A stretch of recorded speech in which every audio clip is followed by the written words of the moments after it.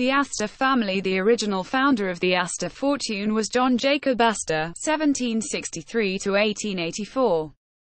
John Jacob Astor was born in Waldorf, Duchy of Baden, Germany, from a Jewish bloodline. The Jewish origins have been hidden, and quite a number of various ideas of the Astors' heritage have been put into circulation by the Astors. John Jacob Astor was a butcher in Waldorf. In 1784, he came to America after a stopover in London, England. Although the story is that he came to America penniless, and that may be true, he soon joined the Masonic Lodge, and within 2 to 3 years had become the master of the Holland Lodge No. 8 in N.Y. City. This Holland Lodge is a prominent lodge in that many of its members have good connections to the Illuminati elite. An example of just one Lodge No. 8 member is Archibald Russell, 1811–1871, whose father was president of a real hotbed of Illuminati action for many years, the Royal Society of Edinburgh. By 1788, Astor was a master of Masonic Lodge No. 8.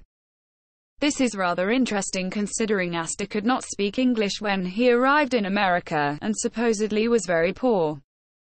John Jacob Astor was always very famous for being cold-hearted, antisocial, a man who didn't have charm, wit or grace.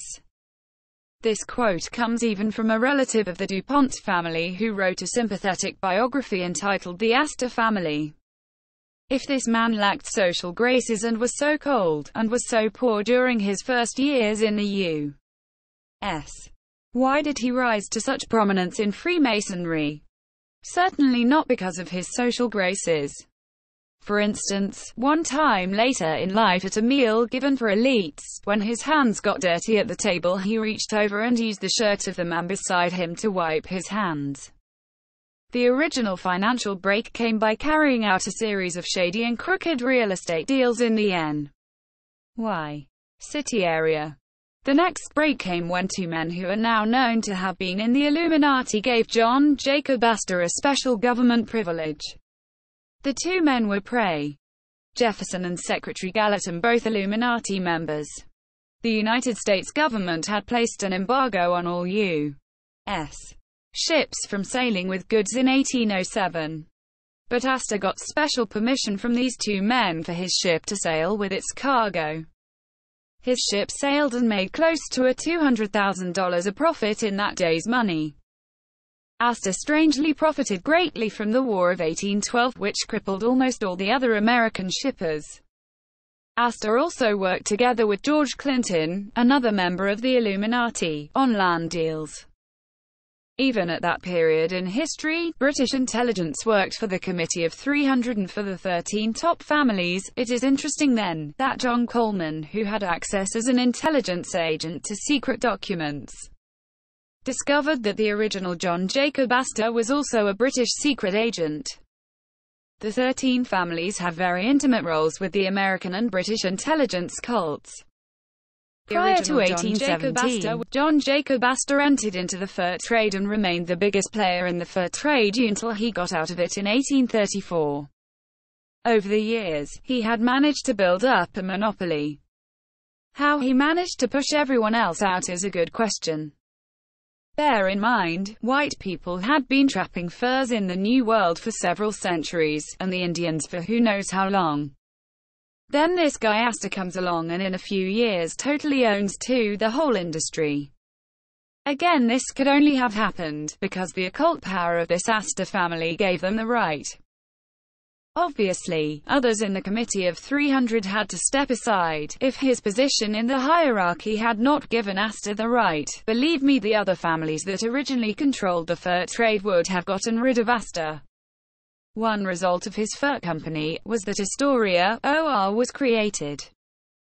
Today, perhaps in honor of the family that originally took interest in it, Astoria is a real hotbed for the secret satanic ovens in Oregon. John Jacob Astor did have a few helpful connections. 3 of his relatives were captains on clipper ships. He had connections in London to the Backhouse family. He married a Todd, a family frequently associated with Satanism. His wife, a Todd, was also connected to the influential Brevoort family.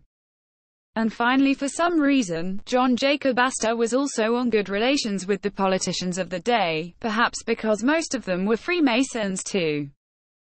For a few years John Jacob Astor had participated in the opium trade, but in 1818 he publicly quit running opium to China.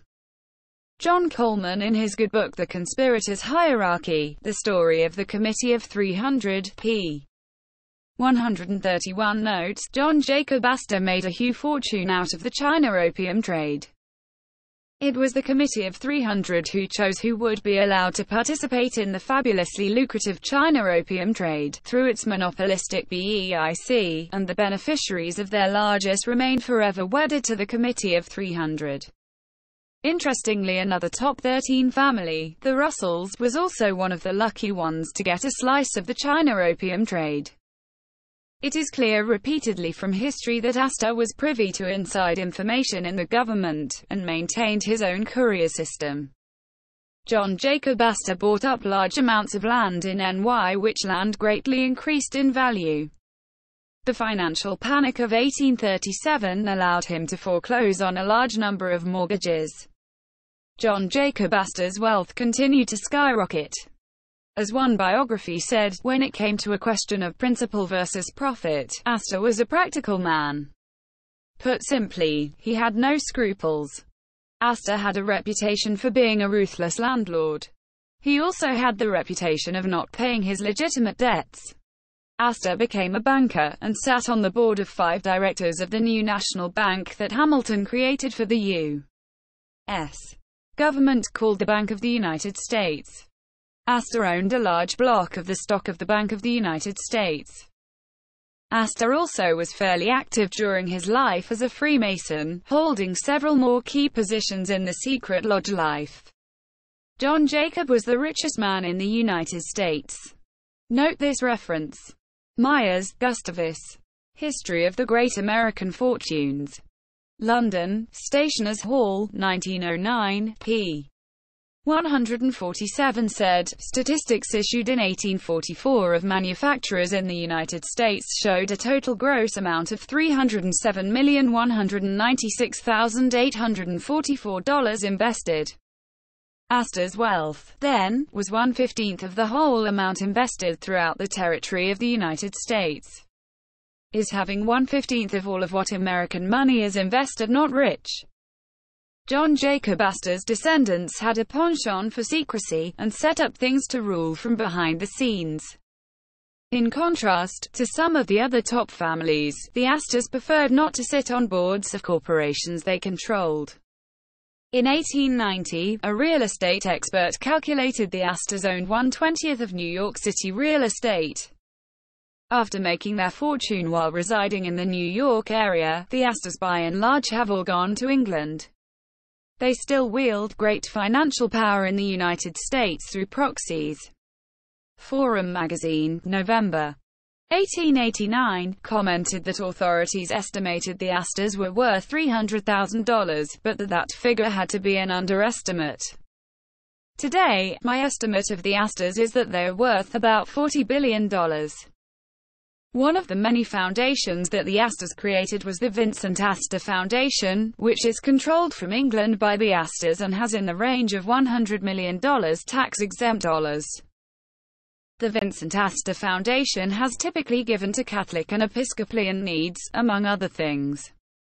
They also give money to agencies opposed to private ownership of guns. They give money to NY's public library. Imagine how much influence that gives them, when the library is receiving regular help for general support. A 1971 foundation directory stated that the V. Astor Foundation had its present emphasis on preventing juvenile delinquency. Why don't I trust the Astors in helping out with law enforcement? The William Waldorf Foundation states that its purpose is promotion of mutual understanding and the diffusion of knowledge and culture among the United States and the dominions, colonies, and countries of the British Commonwealth. This sounds very similar to the public statement of purpose that the secretive Pilgrim Sock has given out to those who need something about them. Assets for this foundation are a mere $64,000. Vincent Astor, now deceased, was a member of 41 private clubs. To give an idea of how much power just one of the many Astor men wield some of the businesses Vincent was involved. Vincent Astor, now deceased, was a member of 41 private clubs. To give an idea of how much power just one of the many Astor men wield some of the businesses Vincent was involved.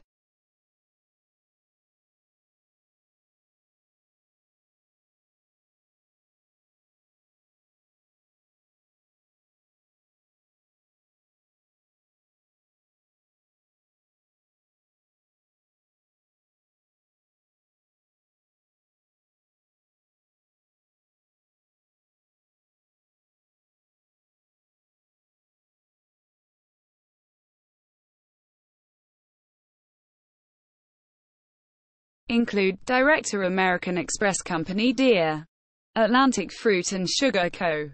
Deere, Chase Manhattan Bank of the Rockefellers Deere, City and Suburban Homes Co. Deere, Classical Cinematograph Corporation Deere, Cuban Dominican Sugar Co. Deere, Great Northern Railroad Deere, Central Railroad Deere, Inter, Mercantile Marine Co. Deere, National Park Bank of NY Deere, NY County Trust Co. Deere, Weekly Publications Inc. Deere, Western Union Telegraph Trust NY Zoological Soc. Advisor to Bankers Trust of NY Member AMA. Museum of Nat. Hist. Member Nat. Instit. Of Soc. Sciences. Notice these last two, like so many elite-controlled organizations, are heavily involved in the spread of the evolution theory. Just like the Rothschilds, DuPonts, and Rockefellers, the Astors always set one of their Astor males as the head of the entire family. This headship is passed down as a birthright within the different branches of the family, just as any king passes on his throne. On the corner of 33rd Street and 5th Avenue, the site later began the site of the Empire State Building. The original Waldorf Astoria Hotel was built by William Waldorf, al. The hotel opened in Ma. 1893. It is described as the ultimate in snob appeal. Later two Astor cousins built the Astoria, another even taller elite hotel, in New York, which opened in 1897. Of course, like many of the other elite families, the Astors have their main property to get away and relax. In 1894, John Jacob wrote a novel, A Journey in Other Worlds, where he describes a society which operates on the idea of conserving energy. Strange how the elite likes to promote conservation among us cattle. In the late 1800s, the Illuminati began to reconfigure its outward face. The higher levels started creating innocent-sounding cover organizations to hide their meetings behind. In 1901, the Astors contributed toward the creation of the Pilgrim Society, which was the cover organization for AMA and Brit. 6 Degrees Princes of the Illuminati. I believe at least 5 Astors are now members of the Pilgrim Society. The Pilgrims had recently included David Astor, John Jacob Astor VIII, and William Waldorf Astor III. And during the 1970s, Baron Astor of Hever was the president of the London branch of the Pilgrims. This implies that Astor of Hever was at least the next level up in the chain of command. The Astors also have been very prominent in the group, which is Britain's equivalent to the Skull and Bone Essex. In Britain, the Astor, along with about 20 other families, dominate the group, just as certain families like the Whitneys in the U.S. help dominate the Order of Skull and Bones. Again, as was earlier pointed out, the key to understanding Satanism is the bloodlines. In 1910, the Muscle and Bone branches of the Illuminati reconfigured themselves with the creation of the Round Table groups in 1910. The Astors were the part of the financial backers behind the Round Table groups, along with A. Bailey, Rhodes and Milner were key players in setting up the Society of the Elect, a supersecret top circle of Illuminati. Rhodes Trust, in part helped by the Astor, helps finance the Rhodes Scholarship system. Rhodes, a high-ranking Freemason, wanted the Masonic claptrap as part of these various new groups, but Milner and Brett did away with the Masonic rituals and costumes, etc. In 1919, the Royal Institute of International Affairs, RIIA, was created, and the Astors were the major financial backers of the RIIA, which functions as the 4 degrees cover of the Illuminati. For those who are new to this, the RIIA is the British equivalent to the Council on Foreign Relations, CFR, which takes a major role in the policy-making process in the U.S. Waldorf Astoria was appointed to the RIIA.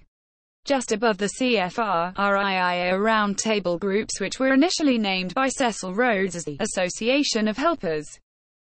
Cecil Rhodes set up the Rhodes Scholarships to recruit and bring top men from several nations to Oxford to be initiated into the Illuminati and to learn about how to bring in a one-world government, so the initial selection into the Rhodes Programmist degree of the 4 Illum is equivalent to the initiation into the Skull and Bones. In the picture you see how the Cliveden Astors were intimately connected to the Rhodes Scholars. Rhodes Scholars frequently went to the Cliveden estate. By looking at the genealogy chart you can see how the family in London broke up into 2 powerful segments. One part centered around the Cliveden estate. Another group became barons, the Astors of Hever, or the Hever Astors for short. William Waldorf Astor owned the Pall Mall Gazette, the Observer, and the Pall Mall magazine. The London Times was largely controlled by the Astors, and since 1922 they have owned this major source of British news. The DuPonts and the Rockefellers also have some major businesses where they too own blatant large holdings. However, most of the wealth of the 13 top families is hidden so that the ties to who owns it are difficult to track. Hoyt Amadon has been a proxy for Vincent Astor and the other Astors. See membership list of Illuminati in this newsletter. The Astor family also used Owen Lattimore as their proxy for opium trade, who in turn used Laura Spelman, who was funded by the Institute for Pacific Relations, IPR.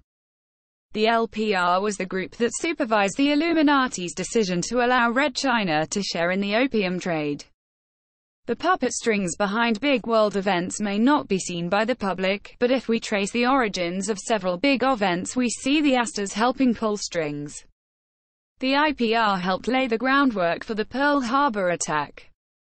The Astors also were behind the appeasement policy in Europe which allowed Hitler to become a threat. The Astors were also involved in the temperance movement against alcoholic drink which was begun by the Women's Christian Temperance Union. The temperance movement was an elite-created movement just like today we have big issues like apartheid which are made up by them to keep us busy. Joseph Kennedy and Onassis, 2 other top 13 Illuminati families, got rich off of the temperance movement by bootlegging. So many people have exposed the temperance movement, see Occult Theocracy for just one expose of Freemasonry's involvement, that it is not pertinent to cover it here. Today's equivalent of the temperance movement is the drug war. Col. Jack Astor, one of the world's most powerful men, was among those who went down with the Titanic.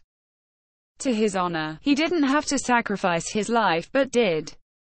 If he had been a scoundrel he could have chased a woman and her children from some lifeboat. Many sermons have been preached on the significance of the Titanic, and I personally am beginning to feel that God laid it on the hearts of so many of his ministers to understand that the Titanic was a judgment upon the pride of the world. More specifically, it was a warning to the New World Order's elite. Another Illuminati invention was communism. This has been so thoroughly documented I don't know why I have to state it here, except that there are still people who haven't taken the time to study it out. James II. Billington's book Fire in the Minds of Men, a very scholarly work, and Occult Theocracy are some good starting points to study this. The Fabian Society was also connected to the Illuminati. For instance, Illuminati Prince Professor George Edward Gordon Catlin, Pilgrim Sock member, was a member of the Fabian Society's executive committee. The Fabian logo is a wolf in sheep's clothing! Fabians like H.G. Wells, who wrote so eloquently on the New World Order with such books as The New World Order, A Modern Utopia, The Open Conspiracy, Blueprints for a World Revolution, was a wolf in sheep clothing. H. G. Wells made the New World Order something that sounded advantageous to everyone, a utopia of sorts. That is not what it will be. During the 1930s, the Fabian Socialists created the Political and Economic Planning Group, PEP.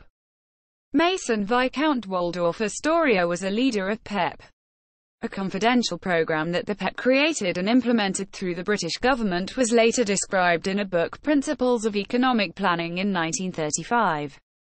The book doesn't explain why its cover has an ostentatious Masonic square and compass displayed on its cover. George Behar Shaw, who was a communist and Fabian socialist, was the best friend of Lady Nancy Astor, who became the first woman member of Parliament.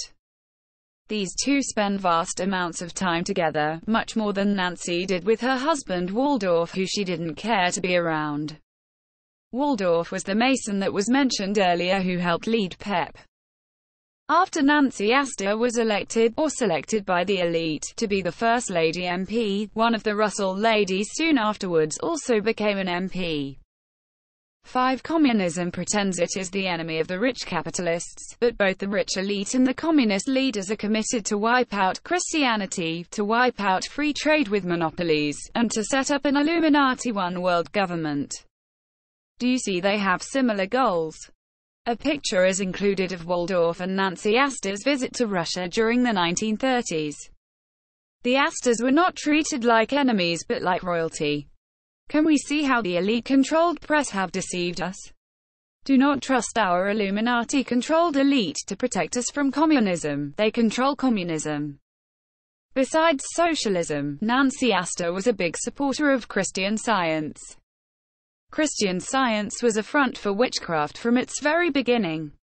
For more information on what Christian Science is about, I suggest people study Be Wise as Serpents, Chapter 2.6, The Healing Light. Nancy Astor wrote The Natural History of the Vampire and a book on the early Mason, communist Bakunin. She used Grenfell family papers. The Grenfell family were close friends to the Cliveden Astors. David Astor, the Honorable, attended Bilderberger meetings in 1957 and 1966. Alpha Lodge is the lodge in England that is traditionally for royalty. There are other elite lodges too, where those of the elite can protect themselves from rubbing shoulders with those of less social stature. These are the type of Masonic lodges that the Astors join. In summary, an examination of the Astor family reveals their close connections with the full spectrum of Illuminati activities ranging from Freemasonry, the Illuminati itself, the Pilgrim Society, the Round Tables, communism, Fabian socialism, CFR, RIIA, the Bilderbergers, as well as the various politically, that is Illuminati, tainted banks such as Chase Manhattan. Ava Alice Muriel Astor was an occultist. She was born in 1902, was pretty but also a very serious woman. She was a very strong-willed person that was able to dominate a person in her presence unless they were also strong-willed. She was into Egyptian magic and believed she was the reincarnation of an Egyptian princess and a disciple of Akhenaten. Alice Astor may have been one of the first people to enter King Tut's tomb, where she got herself a necklace.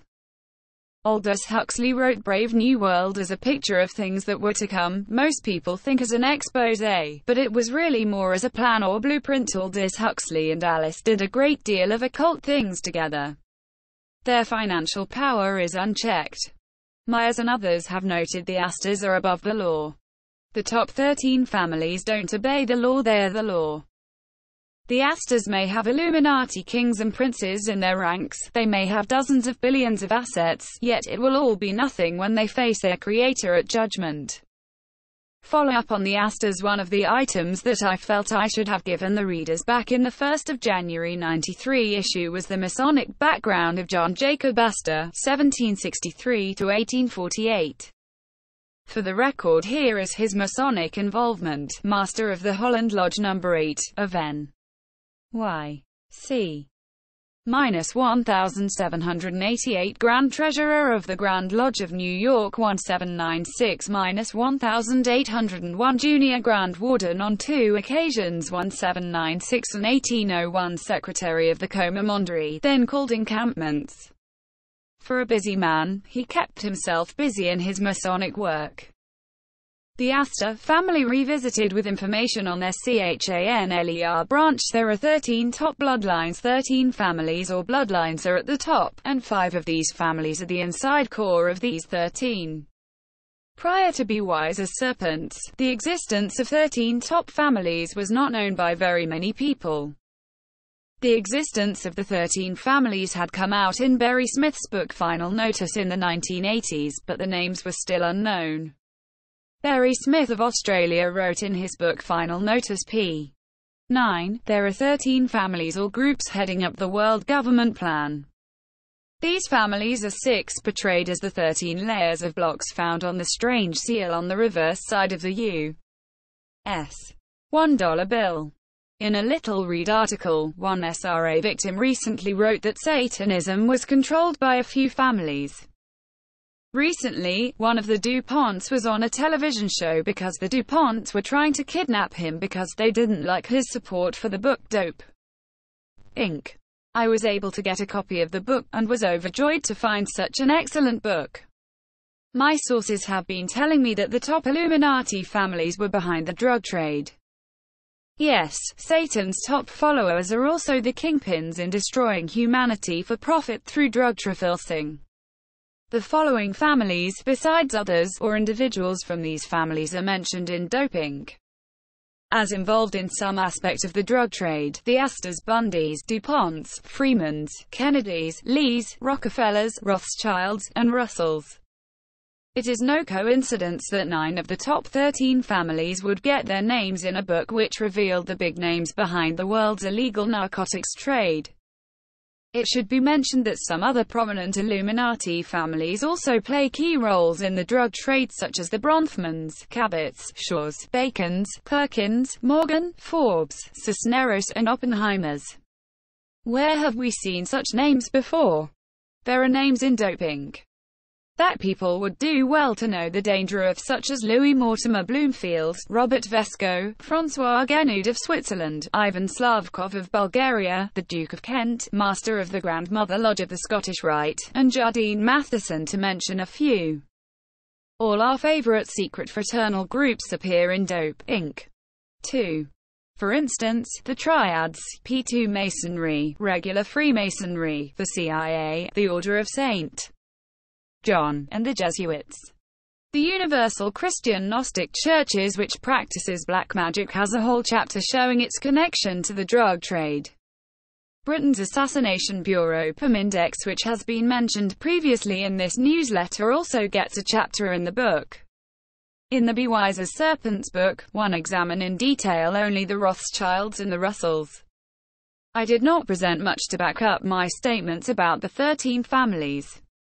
Further, one of the unthinkable items that most people do not want to consider is that their leaders, who they have idolized, may be utterly corrupt. There was nothing to do but sit down and give the nitty-gritty details if the threat from the Illuminati was to be properly understood. The facts would speak for themselves. The ideal solution for both writer and reader was for me to write up my research and for you to read it as a series of articles. There is only so much a person can assimilate at once, and these articles give lots of details. In January of this year, I began a series of articles on the top 13 families which the top experts said nobody knew about. I did this with the hope of stimulating others to notice these families, and to alert a wider sector of the body of Christ. The young colleague David J. Smith, who wrote part of the Jan. 1 article on the Illuminati, was led to carry out further research in addition to what the Jan. 1 article had. Most of this article's information on the Astors then is a result of David's research. Difficulty in determining the facts. Most of the material put out on the Astors shows the unmistakable mark of distortion by writers and historians giving information in line with what the Astors wanted the public to get. Books on the Astors contain both believable and unbelievable material, fact and fiction. Some of the real facts may remain obscured forever, but that has not stopped us from getting the most accurate picture we could reconstruct. The Astors do not make the task of investigating easy. They have been very secret and very deceptive since they arrived in this nation. John Jacob Astor, the first prominent Astor, was a notorious liar. He was known on occasion to invent romantic tales for the edification of people who annoyed him with questions. Men who knew him best were, therefore, neither ready to discredit completely all legends about his exploits nor to repeat them as gospel. The truth, they suspected, lay somewhere between the two extremes. Terrell, John Upton. Furs by Astor. p. 102. John Jacob's son ensured that his father's lies would go unchallenged by incinerating all of his personal records, business records and other papers. Origin of the family and its name. The Astors have come up with various origins for themselves, and those for or against the family have added more ideas. One strong possibility is that the Astors are descendants of the Astorga family found in southern Italy before the 1600s. The most likely meaning of the name is that both Astorga 7 and Astor are variations, meaning Astarte, who is the mother of the occult. Her name is also Semiramis. In Babylon the Trinity was Nimrod, the sun, Semiramis, the moon, and Tammuz, the morning star. In Egypt, these gods were called Osiris, Isis, and Horus. The pictures and statues Isis and Horns were renamed by the Roman Catholic Church as the Virgin Mary and the Christ Child. The family in Europe. The family may have moved from Savoy to Waldorf, Germany. Although it is not a certainty, the best explanation from the available clues indicates that Waldorf's coven had some important personages in the witchcraft, satanic system, and that Johann Astor's family had power. At that time in Europe, the Astor family had no chance to turn their occult power into success. The power and class structure in Europe was rigid and gridlocked. The boundaries between peasant and aristocracy were solidly in place. So the family looked to the New World to transmute their position in the satanic hierarchy into financial wealth and power. Johann Astor in Waldorf was only a butcher. His best son John Jacob (1763–1848) was elected to establish the House of Astor in America. John Jacob Astor goes to America at age 16. John Jacob Astor quit helping the family butcher business, went to England and then later to America. Looking at the details of things, and piecing the truth together, it appears that his satanic authority was already in place, because he was able to travel to England, and as a German-speaking peasant converse face-to-face with the Backhouse family in England. Of course, the biographers make it sound like John Jacob Astor left Germany for himself, rather than his family. Michael Astor gives a glimpse of John Jacob's mission. He concentrated almost entirely on building a fortune, on escaping the poverty of his childhood and establishing a secure financial position for his family in America. Astor, Michael. Tribal Feeling p. 11. Overview. The process of 400 years looks like this. Various satanic families moved into the southwest German area in the late medieval time period. Witchcraft associated with Diana was practiced in southwest Germany, and this began to alarm various elements of the Roman Catholic Church. The Astor family provides leadership in the covens in the Heidelberg area. Witchcraft spread virtually all over southwest Germany. An examination of the old records from about 1500 to 1650 show that witchcraft was being practiced throughout the area. I have the names of over 120 towns where it was practiced in SW Germany. The list derived from old German records. The Astors did not have the position, wealth, and power that accorded their position in the late 1700s of occult leadership. In Germany, England and France there was no way to climb the social ladder. However, the New World presented opportunities.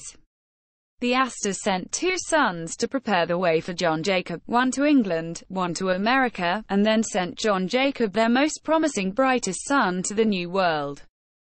While in America, the Astor family helped the satanic elite headquartered in England to maintain its control over America.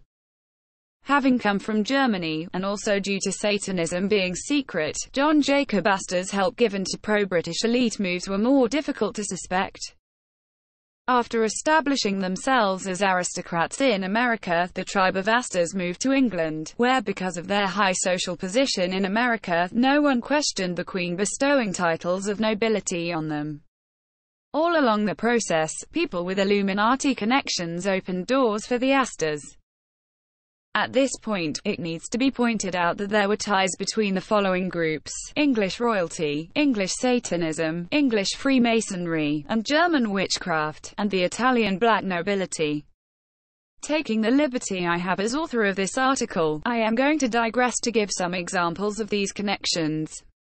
Although on the surface this doesn't directly pertain to the Astors, it does. When one paints in the bigger panorama of what was happening in the occult world, and then one sees a blazing star streak across that panorama, then the real history of that blazing star is given by tracking its voyage through that panorama. However, the history books have intentionally hidden the significance of so many of the players and groups that lay along the track of that blazing streak. Specific groups: 8 Order of the Knights of the Helmet. This was an illuminated secret society with Sir Francis Bacon at its head. In order to hide its Masonic rituals, Sir Francis Bacon wrote a play entitled The Order of the Helmet. This was performed in the 3rd of January, 1594, and again for 12 days in December 1594. In Dec.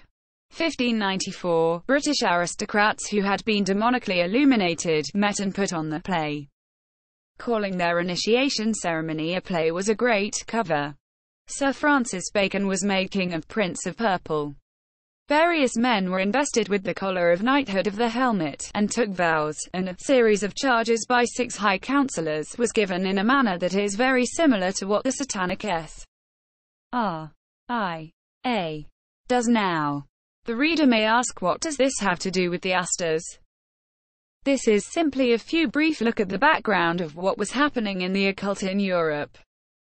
The Queen of England sent Sir Francis Bacon as a young man in his 20s to the continent of Europe. Sir Francis Bacon toured France in places such as Louvre, St. Cloud, Blois, Paris, and Poitiers. He also travelled to Germany, Italy and Spain. He visited the various royal courts, such as the court of Marguerite de Valois. Marguerite was married to King Henry of Navarre. Her mother was the evil Catherine de Medicis. Sir Francis Bacon also met with many secret societies. At Marguerite's court he spent time with the Pleiade fraternity, which was a group of 7 intellectuals. According to the best biographer of Sir Francis Bacon, who was Alfred Dodd, Alfred spent his entire life studying Sir Francis Bacon. Sir Francis Bacon was initiated into a large number of secret occult societies when he was on the continent of Europe. He learned Kabbalistic magic, Egyptian mysticism, Arabian mysticism, and the customs of the German Steinmetzen. Alfred. Francis Bacon's life story. London, Ryder & Co. 1988, p.10.4. This information has been provided to give some feel for how the occult in Europe was in contact with its various parts, and that its tentacles included many of the royal families. Hellfire Club. This was a secret satanic cult which was associated with early Freemasonry. When the connections became known between the Satanists of the Hellfire Club and the elite of Freemasonry, Freemasonry and the elite made some radical moves. First, Freemasonry publicly proclaimed that it had nothing to do with the Hellfire Club. The Hellfire Club was publicly disbanded by the government, acting on orders from people that tied in with the club. Later, quietly the club was reconstituted. Philip I, Duke of Wharton, 1698–1731, who was the second person of nobility to be Grand Master of England's Freemasons, G.M. of the Grand Lodge 1722, November 25, 1723, was president of the Hellfire Club. He was an M.P. in the House of Lords. In 1726, he left England and was basically brought into ill repute by the Masons, who distanced themselves from him. George Lee, Earl of Lichfield, was also another prominent Mason who was a member of the Hellfire Club. Benjamin Franklin, who was the head of the American Freemasons in various capacities, and also the head of the Rosicrucians and a number of other secret occult groups, was also a member of the Hellfire Club.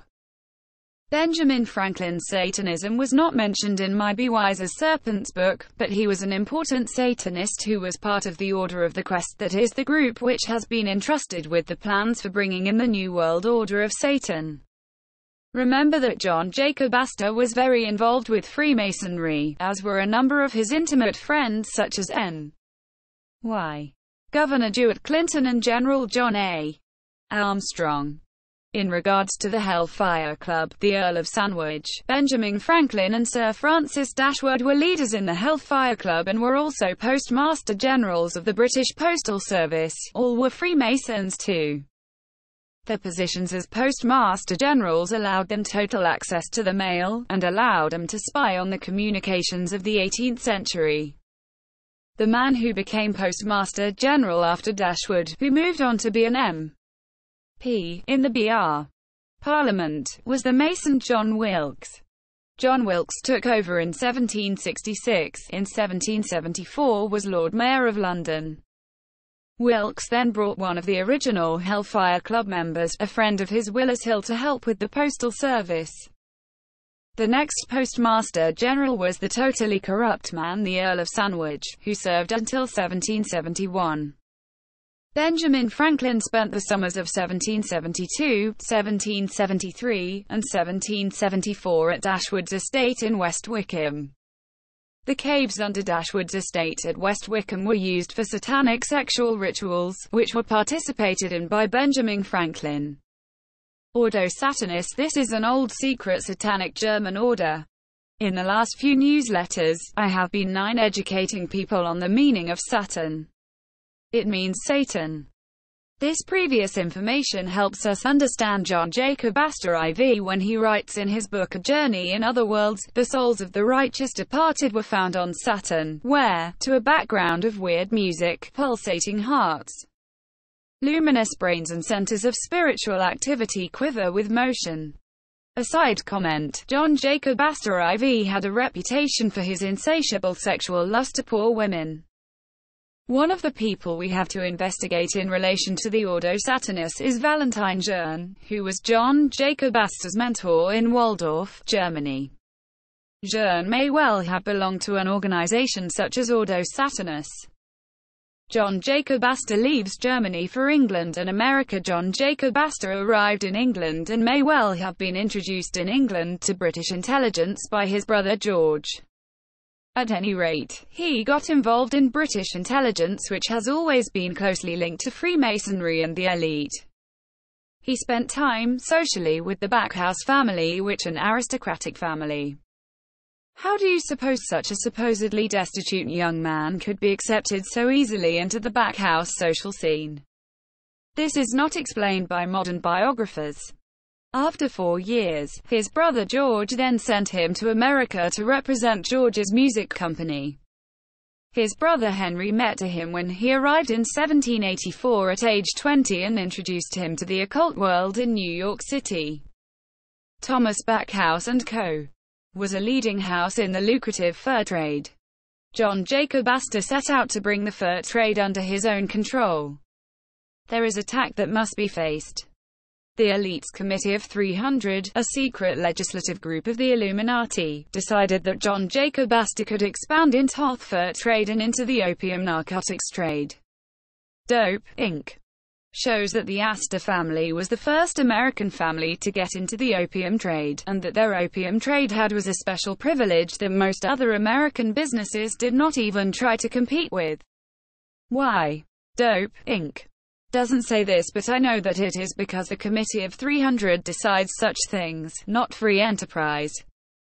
American furs yielded 1,000% profit in those days. The privilege of fur trading was a pot of gold, so to speak, that the Committee of 300 gave Astor, and it could only have happened because the Astor family in Waldorf was already part of a principal satanic bloodline. The Illuminati members of the Astor family today use their influence to help those of the Illuminati in their dope trade. William Backhouse, the American representative of the London Backhouse family, and John Jacob's brother Henry were two of John Jacob's initial contacts in the New World. Soon John Jacob had met all types of people involved in New York's occult world. John Jacob married Sarah Todd. John Jacob's stepmother Christina Barbara is described as the perfect, cruel fairy tale stepmother.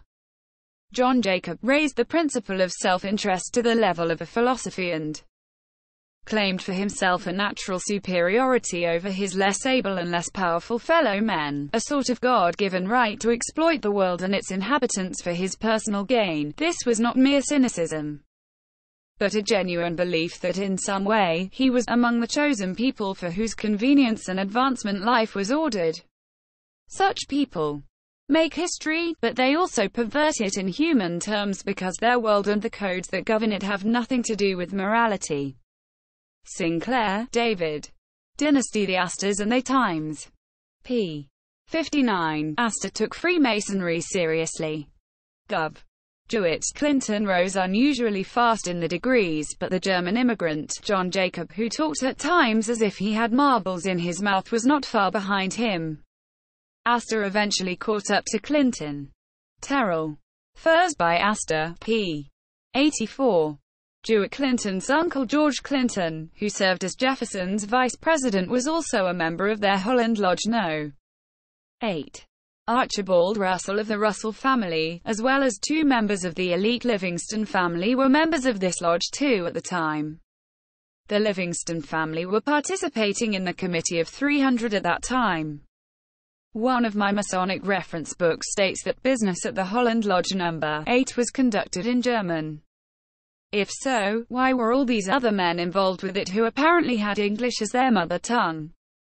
In the 1st of January 93 issue, Astor's dirty real estate deals and his activity as a drug kingpin were discussed.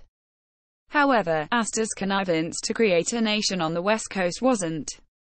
Thomas Jefferson, who I have now come to realize was a part of the Illuminati, was in on the plot. Jefferson said that he hoped for the establishment of an independent nation on the Pacific coast bound to the 10 United States by ties of blood, language, and friendship. The Northwest was to become a sovereign nation under Astor's rule. The plan failed miserably due to a variety of reasons. Another item that was missed in the earlier article was how John Jacob Astor profited by using his own courier system and powerful friends to profit from the War of 1812. Astor knew the War of 1812 was coming and he set himself up to profit from it in several ways. His Masonic brother and friend John A. Armstrong (1758–1843) helped the British war effort as the American Secretary of War. A descendant of John's later married into the Astors. Astor himself helped the British when he could profit by it. The two Illuminati, Jefferson and Gallatin, gave Astor special sailing privileges which netted him much profit. When war was declared against Great Britain, Astor sent agents to the British forts in Canada to inform them. This gave the British advanced knowledge of the war, before the Americans' troops knew. This allowed the British to seize northern American forts and to ensure that the British had control of the region's fur trade. This was essential for Astor to get control of the fur market, because then when the British furs were embargoed, he had less competition. He obtained special permission from the president to import all furs owned by him and held in Canada before the war. He used this permission illegally to trap new furs. When the war ended, Astor was able to heat everyone else to Europe with his furs and make a killing. Astor cleared his name of shame by sending Washington, D.C. information about a mutiny at a British fort which allowed a U.S. Army to take advantage of the enemy's weak condition to capture the area. John Jacob Astor traded in guns, and his firearms were used in at least one Latin American revolution. Bear in mind, Latin American revolutions have all been planned in Masonic lodges. When employees of John Jacob Astor would trap for a trade furs with the Astor fur houses, they would be paid with letters of credit. Then Astor agents would be sent out to ambush and kill them, so that the Astor Fur Company could save money. The deaths were blamed on Indians. Zachary Taylor stated, "Take the American Fur Company in the aggregate, and they're the greatest scoundrels the world ever knew." O'Connor, Harvey. The Astors p.44, William Backhouse Astor. This was the son of John Jacob Astor. He was infamous for his hank treatment of thousands of people who rented from him in New York. There were repealed riots by tenants who were opposed by the harsh, filthy living conditions in the buildings Astor owned, but their complaints were consistently ignored by Astor and their riots suppressed by the police. Only half of the children of his tenants lived to age 20. The Astors were deeply involved with the Tammany organization. William B. supported the corrupt administration of the infamous New York mayor, Fernando Wood.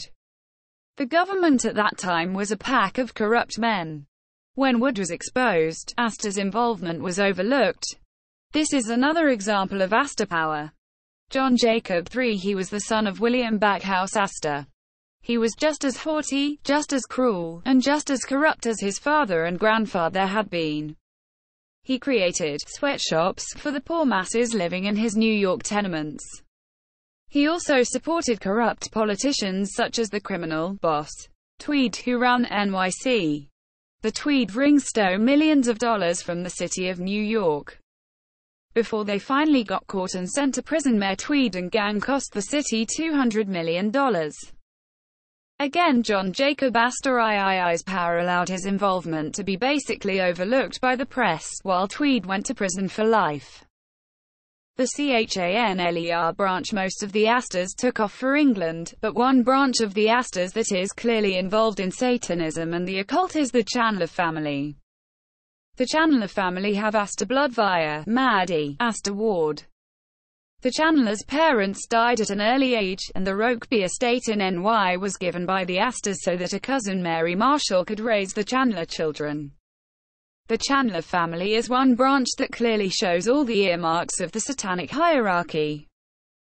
The behavior of Robert Chanler, Elizabeth Chanler and Armstrong Chanler have all the classic earmarks of having MPD, and having suffered SRA. The Rokeby mansion that the Chanler family lived in was a haunted house of the first rate. Fairies, ghosts, signs and potents, and all type of occult activity takes place at this mansion.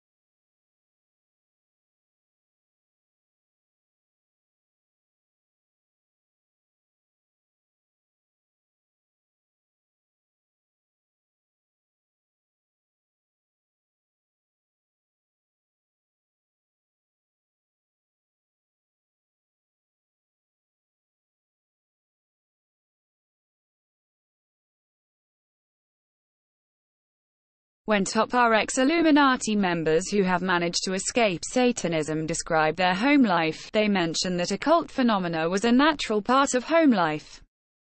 This certainly is what life has been like at the Chandler Rokeby mansion. The Chaniers are not well known publicly but have been part of the social scene of the elite. Theodore Roosevelt and Senator Henry Cabot Lodge, of the elite Cabot family, were good friends of the Chandlers. The Chandlers created the town Roanoke Rapids, North Carolina. At some point I hope to do an expose on the resort area in that general area that is, meat markets, for the Illuminati. Families like the Bill Clintons go down there every year for vacation to mingle with other middle management families that the Illuminati use as lackeys. Illuminati scouts watch and choose who they want to use for political office, etc.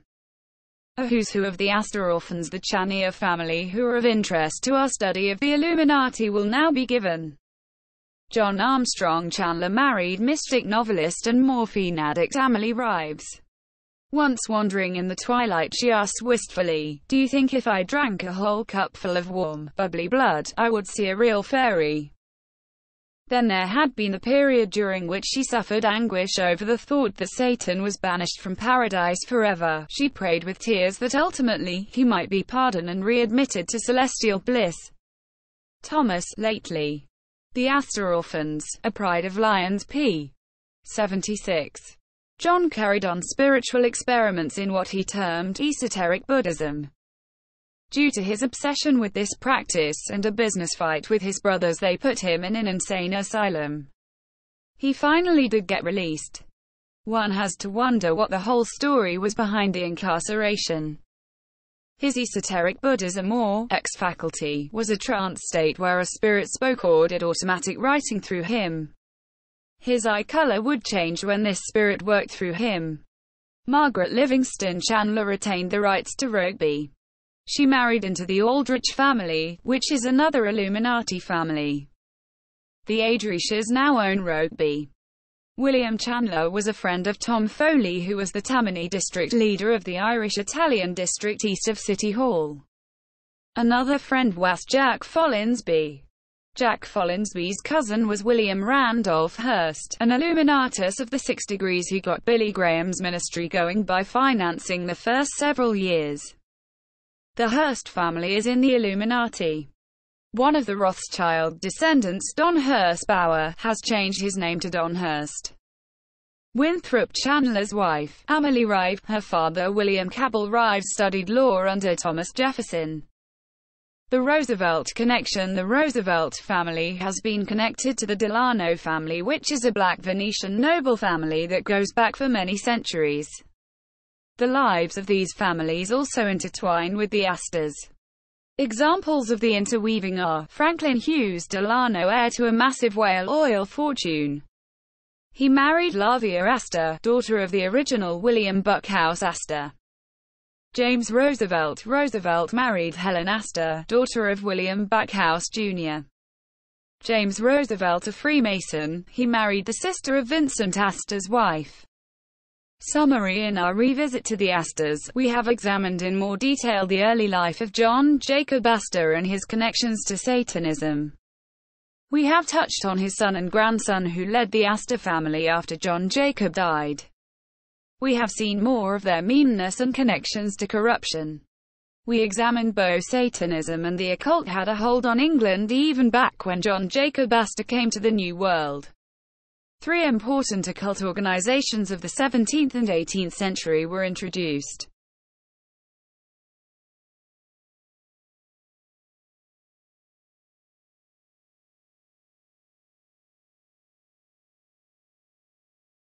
Families in the world who are allied with the Illuminati. Who and what kind of family are allied with the top 13 Illuminati bloodlines? The Illuminati seeks to capture the occult power of powerful occult bloodlines around the world. They have intermarried with American Indians to gain the spiritual power resident within the leading spiritual American Indians. Various Indian reservations are used for Illuminati rituals. They have been doing this type of thing for thousands of years. Powerful families around the world participate on different levels with the Illuminati. Some participate on a business level, such as the various crime, mafia-type families around the world. Mafia families might not subscribe to the occult philosophy, but they do recognize power in business. Some powerful families around the world participate simply on the level that they have been sucked into the world system and are dependent upon going along with the flow of the world system. An example of this would be the King of Nepal. The King of Nepal rules over a poor Hindu kingdom. The British Empire has done a great job in trying to make Nepal dependent upon them. Nepal was given British protection, their leading families were given British educations, and their leading tribe of warriors, the Gurkhas, have been serving as British mercenaries. Should the King of Nepal break loose from his advisors and take an anti-NWO track, his throne could be taken away via revolution, or invasion. The NWO has the capacity to arrange for the Indian Congress Party to invade or some other destabilizing factor. The British MI6 and the American CIA have also stationed agents, in the country. However, the trump card in sucking nations like Nepal in, is to create conflict like the Cold War and then apply Hegelian dialectics. Many nations around the world have been forced to cozy up with the British and Americans, because of the Cold War. Secretly manufactured and secretly controlled international conflicts are a great way to take away the independence of some of the smaller nations. The King of Nepal has for many years feared invasions from either India or China. However, Switzerland has been afforded the luxury of not having to take sides in the Illuminati's secretly created wars, because the Bloodlines have had such total control over Switzerland for so many centuries. There is no need for Switzerland to participate in Hegelian dialectics. If families are powerful but not in the Illuminati's clique, they can be destroyed, such as Howard Hughes was. An example of this is how the Rothschilds progressively destroyed the Romanovs, the Russian imperial family. But the Romanovs were also an occult bloodline, and so the Illuminati secretly took children of the imperial family to serve as breeders for the Illuminati, so that the Illuminati could channel in the Romanovs' occult blood into their bloodlines. The families that control Switzerland go back to Venice. Some of the Panariot families of the Byzantine have had enduring powerful lineages. The Venetian and Genoese banker, international commerce families have produced some enduring powerful lineages. Families from these groups have tended toward Satanism, Gnosticism, or cults that are not Christian. In this category, we can mention Darius Socinus of Venice. Note also that the Warburgs, who work so closely with the Rothschilds, are descendants of Abraham del Banco, an old banker in Venice. The Warburgs in turn are related to the Rosenbergs of Kiev, Russia. Some of your old aristocratic Russian occult bloodlines were the first to financially help Hitler's fledgling Nazi party. The powerful bloodlines diversify into different last names, but some of them still have enough visibility that they can be halfway tracked by their modern names. For instance, the Cabot family of Boston are descendants of Sebastian Cabot, who was born in Venice. Sebastian Cabot, whose father was John Cabot, was in turn descended from Giovanni Cabito of Genoa. Giovanni Cabito was a member of a powerful family in Genoa. In modern times, the Cabot family has been active in politics and intelligence agencies for the NWO. For instance, Thomas D. Cabot set up Radio Swan on Swan Island for the CIA. Paul Cabot was a director of J.P. Morgan & Co. Beside director of other corporations that interlock with the Illuminati's power. Your ruling families in Western Europe tie back to William of Orange. There is a powerful Arabic connection to the Illuminati. Men like Sardar Iqbal Ali Shah are very knowledgeable about Arab magic and occult practices. Sardar Iqbal Ali Shah has written at least 70 books on magic and occultism.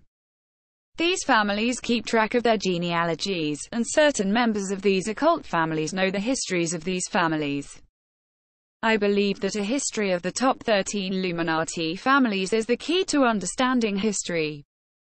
Many of the families which appear to be allied with the top families are actually related at some point back in time. Further, many of the allied families are top-level flunkies for the families with the real power. Some people have tried to put the Rothschilds in this category, but such thinking is nonsense.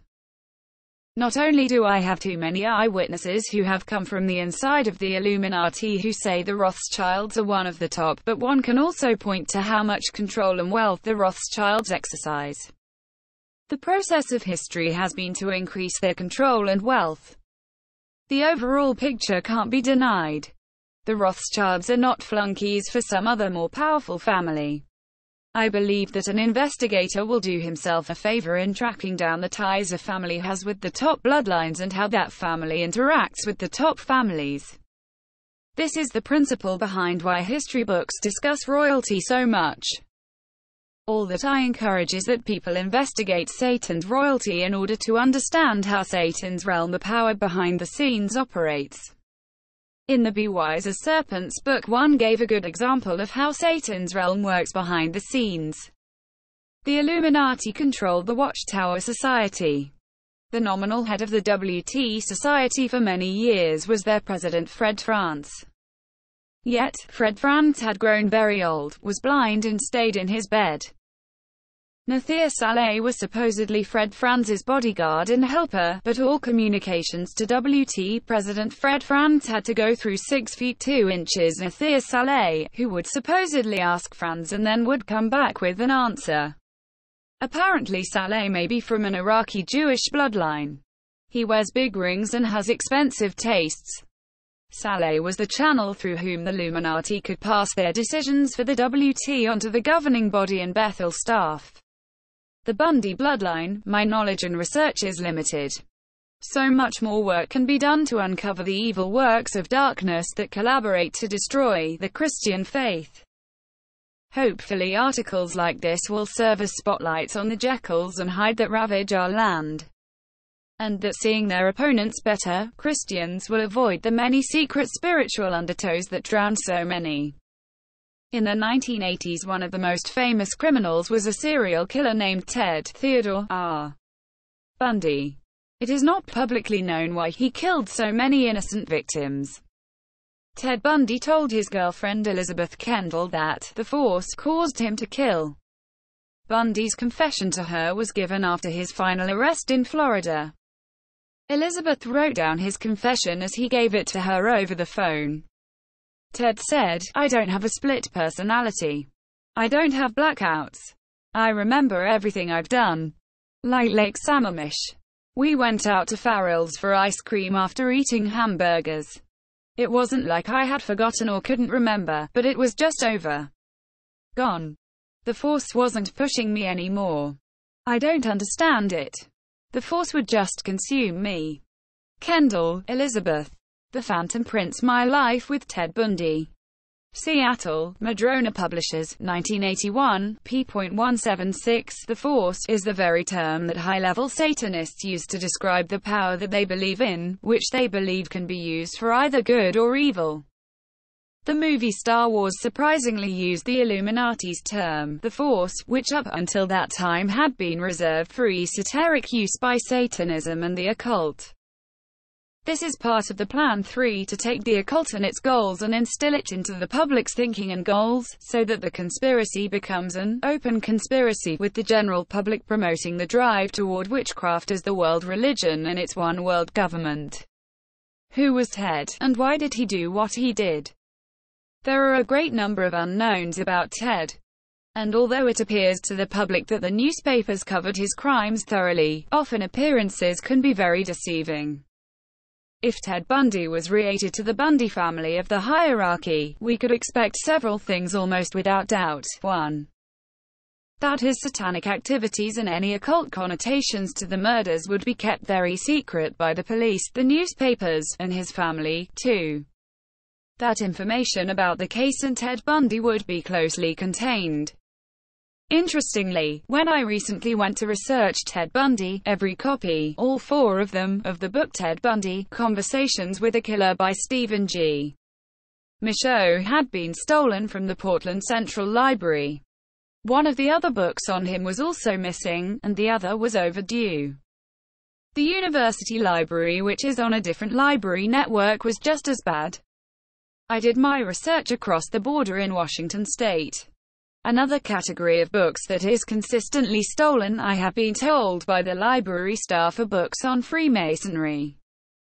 Consequently, the Portland Central Library has a policy that interlibrary loan books on Freemasonry cannot be taken out of the library, even though the lending library doesn't mind if they're checked out. Another example of how books relating to Satanism or the Satanic Conspiracy become rare is when I checked the Thurston Co. Library's computerized system for Anton LaVey's Satanic Bible. Of the system's 18 copies, 14 were lost, I assume stolen, 1 was listed, trace, and 3 were being held by the libraries, that is, they were not out on the shelves. Before proceeding any further, let me categorically state that I haven't found anything that ties Ted Bundy in with the top satanic family of the Bundys, nor have I found anything that disproves it either. I don't know either way. Still, there are some interesting items about Theodore Bundy. Perhaps someone else will be motivated to the genealogy work, and save me the work. Ted was a law student. One of the schools he studied law at was University of Puget Sound, WA. A major reason he did so poorly in law school was the immense stress that took place in his life in connection to the time and effort he put into murdering beautiful women. Yet, his poor academic performances were no barrier to his political success.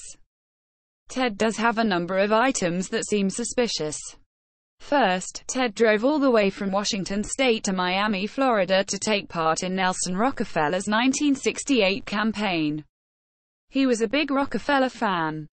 Ted was appointed assistant chairman of the Washington State Republican Central Committee. Ted traveled in elite social circles, and was preparing for a campaign for Ted to run for state governor. For instance, in 1973, he was part of the Republican State Committee. He may have been on this committee in other years too. Ironically, Ted Bundy had served briefly on the Seattle Crime Commission on a study of white-collar crime. For whatever reasons, whether it be elite connections or his winning personality, it is certain that he had a big political career in front of him as a young person if he had not blown things. Second, almost all the serial killers have had connections to Satanism, and in every case the media and the police have suppressed or greatly downplayed their connections to Freemasonry and Satanism. For instance, Charles Manson, Freemason, O.T.O. and Satanism, Sam of Sam Berkowitz, O.T.O. and Satanism, Jack the Ripper, Freemason, and Henry Lee Lucas, Satanism. Could it be that Ted Bundy had a satanic side to him? I haven't seen anything that shows that he wasn't a Satanist. He did join the Mormon Church during the middle of time period of years when he was murdering innocent women, but his motive for joining certainly had nothing to do with sincerely serving God. I have learned that Ted had an interest in astrology. Perhaps the closest person to Ted Bundy, his longtime girlfriend Elizabeth Kendall, wrote in her book The Phantom Prince: My Life with Ted Bundy that she didn't know why he brutally killed so many women. She was aware that he liked bondage-type sexual arrangements. But the inner workings of Ted's mind were a mystery to her. And Ted was capable of some of the biggest lying and yet coming across totally honest. This type of lying goes on every day by the Illuminati members who as a habit make bold-faced lies to the public. Ted Bundy was adopted by his father Johnny Bundy, who was a dentist in the northwest area of Washington state. What is this main branch of Bundys that we are speculating that Ted's father might or might not be tied to? The original Bundy family came to the New World before 1635 to Boston, Mass. A few years later they moved to Taunton, Mass. A large branch of these Bundys went to Connecticut, and later a few went on to New York. Another group of colonial American Bundys were in North Carolina. The particular members of the Bundy family that are prominent in the New World Order today, are the ones who would have inherited the position of authority over the family if satanic tradition had been followed. The Bundy family was an old American family that was part of the Eastern establishment, but with only a few exceptions like Congressman Solomon Bundy in the early 19th century. The family has only come into the public eye during the 20th century. This family also surfaces in not-so-prominent places too. Two of the key early Watchtower Society leaders were Bundys. These were Walter H. Bundy, who went with Charles Taze Russell to Great Britain on his May 29–31, 1909 trip, and Edwin Bundy, who worked at the Bethel headquarters at the turn of the century and travelled around the U.S. for the Watchtower Society from 1906 to 1910. The following is my own who's who of the Bundy Illuminati family. After this list introducing our cast of characters, this article will get back to discussing the Bundys. Who's who of the Bundys. Eric Bundy placed in charge of the prisoner Howard Hughes by the Illuminati family of Onassis. More about this later. Eugene H. Bundy, lawyer, judge, 1889–1896, v. Prey and Deer. Central Trust and Savings Co. Banking ties, Deer. Industrial Co. Partner Bundy and Jones, Chairman Exec. Com. of the Republican State Central Committee in 1898 and 1900, Knights of Pythias, Order of Red Men, Order of Elks, Episcop. Frederick McGeorge Bundy, Skull and Bones, in it. 1921, CHRMN. North Atlantic Fillet Council. Harriet Lowell Bundy married Skull and Bones member Gaspar D. Andelot Bellon, in it. 1939 with Harriet's brother. Harvey Hollister Bundy, 1888–1963, Skull and Bones, in it. 1909, Special Ass. To Sec. of War Stimson, Skull and Bones, law clerk for Justice Oliver Wendell Holmes, key Pentagon man on the Manhattan Project, Sec. of U.S. Sugar Equalization Board, CHRMN. Panama Railway Co., in the U.S. Canal Zone, CHRMN. Boston Personnel Property Trust, Deer. Boston 5 Cent Savings Bank, Deer. State Street and Union Trust Companies, Deer. New England Merchants, Deer. R.M. Brady Co. In 1952, he became the chairman of the Carnegie Endowment for International Peace, CHRMN. Foreign Bondholders Protective Council, trustee and prey of World Peace Foundation, Chair M.N. Wellesley College, Chairman of the New England Rhodes Scholarships Selection Committee, Member Century Association, and some other things. Unitarian. Harry W. Bundy Mason, Satanist, and Chief Adept, 9 degrees, of SRICF. Harvey Hollister Bundy Jr. possibly in it. In one of the other Yale secret societies, banker Catherine Lawrence Bundy, daughter of Harvey Hollister Sr. McGeorge Bundy, 1919, MJ12, Skull and Bones, in it. 1940, C. F. R. President Ford Foundation, Bilderberger, Special Assistant to Presidents Kennedy and Johnson on National Security Affairs, National Security Advisor. Robert Bundy edited Images of the Future, the 21st Century and Beyond. William Putnam Bundy, 1917, Skull and Bones, in it. 1939, C. F.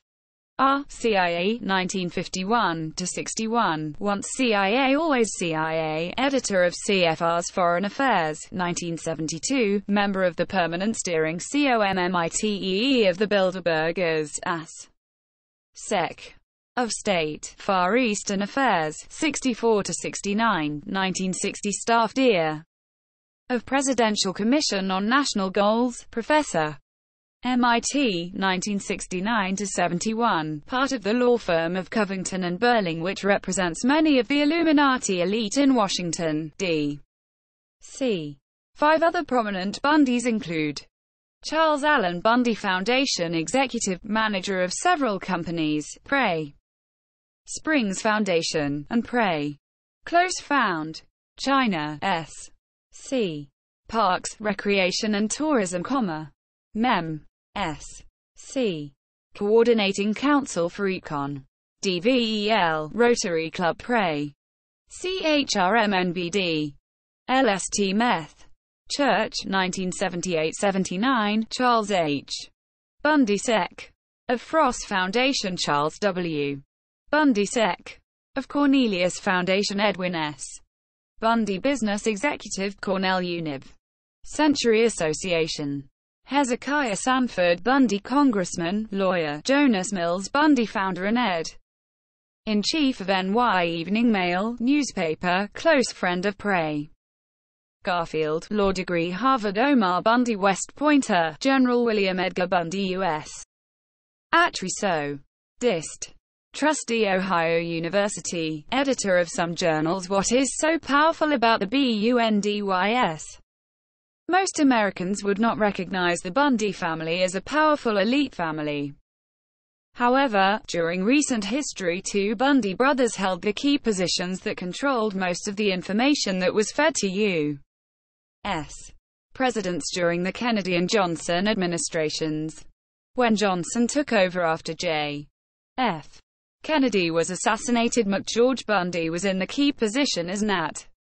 Sec. advisor to determine what the president did and didn't hear. His brother was in a key State Department position.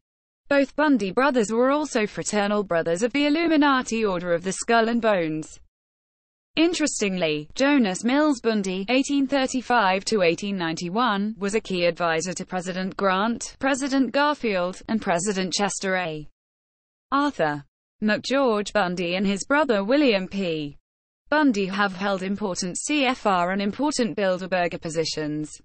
This in itself makes it clear that the position and power of these two men is extensive. McGeorge Bundy sat on MJ-12, which is the Council of Wise Men that rules the United States. CB Wise as Serpents CHPTR 2.13 for an explanation about what MJ-12 is and documentation. United States has been the most powerful nation overall on the earth, so without a doubt McGeorge has had both great public known and great secret power. The three most prominent Bundys to write about are Harvey Hollister Bundy Sr., William P. Bundy, and McGeorge Bundy. We will now take a look at these three along with Eric Bundy, who was given a key position in a sinister plot to steal all wealth and power of Howard Hughes, and Harry W. Bundy, who was a chief adept of one branch of the Illuminati. Harvey Hollister Bundy Sr. His grandfather was a lawyer and a congressman, and his father was a lawyer. Harvey also became a lawyer. But he didn't stop there. Harvey was initiated in the Skull and Bones in 1909. After his law degree he did some world traveling. Then in 1914, he began working for Justice Wendell Holmes. Later in 1929, Alger Hiss, CFR, also began working for Justice Holmes. Hiss was a communist spy and later a key player during F.D. Roosevelt's reign. Harvey's son William P. narrowly missed having his career ruined because William had financially helped Alger Hiss. Harvey had 5 children. 3 of these had ties to the Skull and Bones Order also. Harvey became the A.S. Secretary of State 1 and July 1931 until Ma. 1933 under Henry Louis Stimson. Secretary of State H. L. Stimson was also a Skull and Bones member. In it. 1888, Harvey's son McGeorge would co-author a book with Stimson entitled On Active Service in Peace and War in 1940. Harvey was special legal assistant to the U.S. Secretary of the Treasury. Harvey became the special assistant to the Secretary of War during W. II. He traveled with the Sec. of War overseas numerous times. It is often said if you want to know where the real power lies, look at a man's 6 advisors. Here we see Harvey giving advice to the U.S. Secretary of and Bones pp. 49-50 where we give various reasons why Covington and Burling are highly suspected of left-wing activity. William began his war during the United States' largest military challenge in history. Harvey was one of the most key figures in the supervision of the Manhattan Project developing the atom bomb. He was the key Pentagon man. He did liaison work between the War Department and Office of Scientific Research and Development. In 1952, Harvey took over the Carnegie Endowment for Peace from John Foster Dulles. The Carnegie Endowment for Peace has been a major vehicle for the Illuminati to finance tax-free various projects. In 1971, for instance, the Carnegie Endowment for Peace spent over $2 million and had assets of $41 million. The stated object of the foundation is to promote international peace. This is the type of peace that President George Bush told the United Nations that the world needed. Skull and Bones member George Bush informed the UN that a one-world government peace was needed by the world. Harvey got the job at Carnegie because Alger Hiss had been convicted of perjury. John Foster Dulles was on record recommending Alger Hiss to replace himself. See Eleanor, Allen, and John Foster Dulles and Their Family Network by Leonard Mosley, p. 311.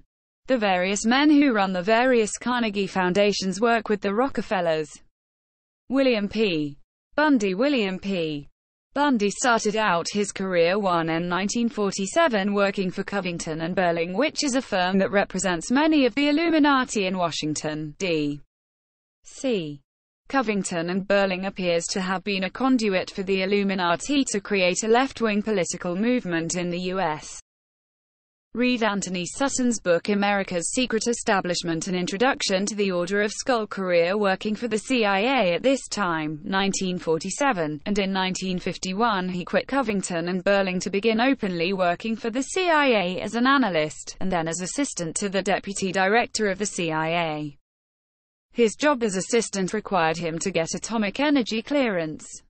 In 1953, Joe McCarthy had caught on to the New World Order. Although the history books and papers report that he was commie hunting, if one reads Joe McCarthy's own words, it is clear he was gunning for the New World Order. Senator Joe McCarthy subpoenaed William Bundy to testify. The senator knew he could expose a great deal if William P. Bundy was questioned, and if he might try to lie. The calling card to get the subpoena was the fact that William had donated at least $500 to help communist spy Hiss defend himself. Hiss's brother Donald worked for Covington and Burling when William was there, and Alger had worked at the firm William's dad had worked at. McCarthy sent down many subpoenas, but Allen Dulles, who was part of the Illuminati and the CIA director, ignored the subpoenas, and eventually was able to get William P. out of the country so that he would not have to face McCarthy's questions. The State Department was going to arrest William P. at the dock as he was trying to escape on the Queen Mary, but Allen Dulles was able to get the State Department to call off the arrest, and William P. Bundy sailed. McCarthy wrote Allen Dulles, "I note your refusal to give us any answers to our questions. Your insistence is very revealing. It would seem that the last man in the world who would try to protect and hide the facts about one of his top officers, Bundy, or association with, and contributions to, a convicted traitor would be the head of the CIA. I think it necessary for me to call your attention to the tremendous damage you thereby do to this organization. That the matter cannot and will not rest here is, of course, obvious." A biography of Eleanor, Allen, and John Foster Dulles and Their Family Network by Leonard Mosley, p. 322. Lou Russell, who was an important figure in the House Un-American Activities Committee, HUAC, was part of the Illuminati power structure. This is something one wouldn't expect. It appears like some of the men McCarthy thought were on his side weren't. While the Hiss-Bundy affair led to McCarthy, a genuine patriot, being killed and discredited, someone else who was a socialist and lackey of the CFR was given wide publicity as an anti-communist hero from what happened to Hiss. Funny how the credit is distributed by the establishment media. This socialist was Richard Nixon, CFR. He was given false credit for convicting Hiss, CFR, to build a false public image as an anti-communist crusader. Nixon did not do the footwork, etc. to get his convicted, contrary to the false image the establishment newspapers and history books give. Later, protected by his anti-communist mask, Nixon would recognize Red China, among many other pro-communist NWO acts, by trying to subject a member of one of the top 13 Illuminati families to congressional questioning. McCarthy had signed his death warrant. It was not long before the Illuminati killed McCarthy, and they had dragged this great patriot's name through the mud. Skull and Bones George Bush was still taking pot shots at Joe McCarthy during the 1992 presidential campaign. William P. Bundy commented on the help Allen Dulles gave him throughout the Hiss affair with the following words: "I guess there was an element of tribal loyalty in the way Allen handled this, that he knew me, he knew my brother. A sort of fellow feeling, a feeling for the comradeship of the CIA, but also a tribal feeling toward a set of people who were in law firms, entered government where the need was felt, could be invited back to the House. Yes, that set of people is called the Illuminati." In 1960, William P. Bundy, while still with the CIA, was placed as the staff director of the MU Presidential Commission on National Goals. If national goals are seriously being set, then that implies that something is happening above and beyond the American people voting at the voting booths, congressmen voting at the Capitol, and the marketplace simply functioning. Indeed, there is a guiding hand behind events which is taking us down a pre-planned route to achieve Illuminati goals. Bundy's Commission on National Goals set down goals that are Hegelian philosophy. The goals state that the individual has a duty to advance the will of the state, and that the state is to stimulate changes of attitude. The American citizen in the years ahead ought to devote a larger portion of his time and energy directly to solution of the nation's problems. Many ways are open for citizens to participate in the attainment of national goals. America's Secret Establishment. p.50. Eric Bundy. The Illuminati uses what is called Hegelian philosophy. A thesis is set up. An antithesis, the opposite of the thesis, is then set up, and then out of the conflict of the two comes the synthesis. Hegelian philosophy is really a fancy term for what the Illuminati were doing before the term was invented.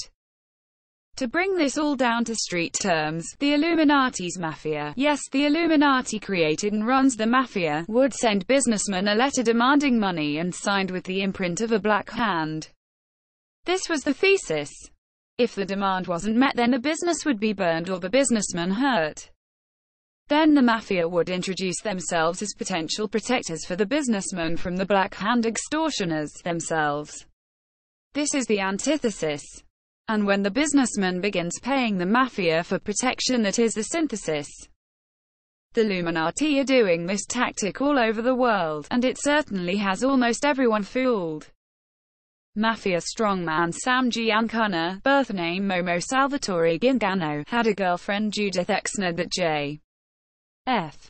Kennedy, a member of one of the top 13 Illuminati families, spent regular time with sexually.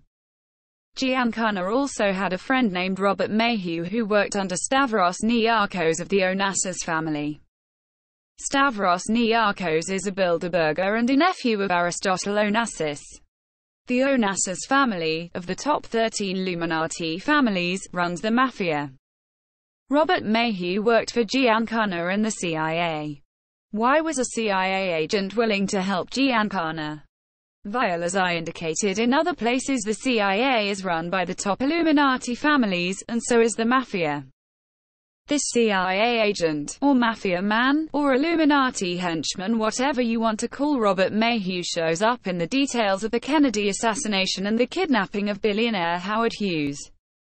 Robert Mayhew and other men like him had infiltrated Howard Hughes' organization prior to the kidnapping. In Ma. 1957, a wing or branch of the Illuminati under Onassis, commonly known as the mob or mafia, kidnapped the upstart billionaire and genius Howard and must keep his organization intact. From the best inside information I have obtained concerning this area of Illuminati activity, apparently two who were look-alike to Howard Hughes were used. The reason two were used will be explained. First, because Howard Hughes, actually L. Wayne Rector, who on rare occasions showed himself was a fake. The Illuminati wanted to keep him out of the public eye as much as possible, so it made sense to have another double. The natural story was that because Howard Hughes was so reclusive, he had hired Hollywood actor Brooks Randall to be his double to keep newsmen and other snoops from following him. When Howard Hughes, L. Wayne Rector, would go out, then the decoy, Brooks Randall, would be employed to keep photographers, process servers and private detectives away from the Illuminati's real Howard Hughes, L. Wayne Rector. It was Robert Mayhew that hired Brooks Randall. And working with Mayhew and somewhat over Robert Mayhew was Eric Bundy was given oversight of the day-to-day operations involving the control of their prisoner Howard Hughes, who most likely died in 1971, and whose public death was 1975. For those wanting an official paper trail, see Senate Report No. 94-465 entitled, Alleged Assassination Plots Involving Foreign Leaders, November 20, 75 p. 74, where Mayhew's role is talked about in the death of Onassis.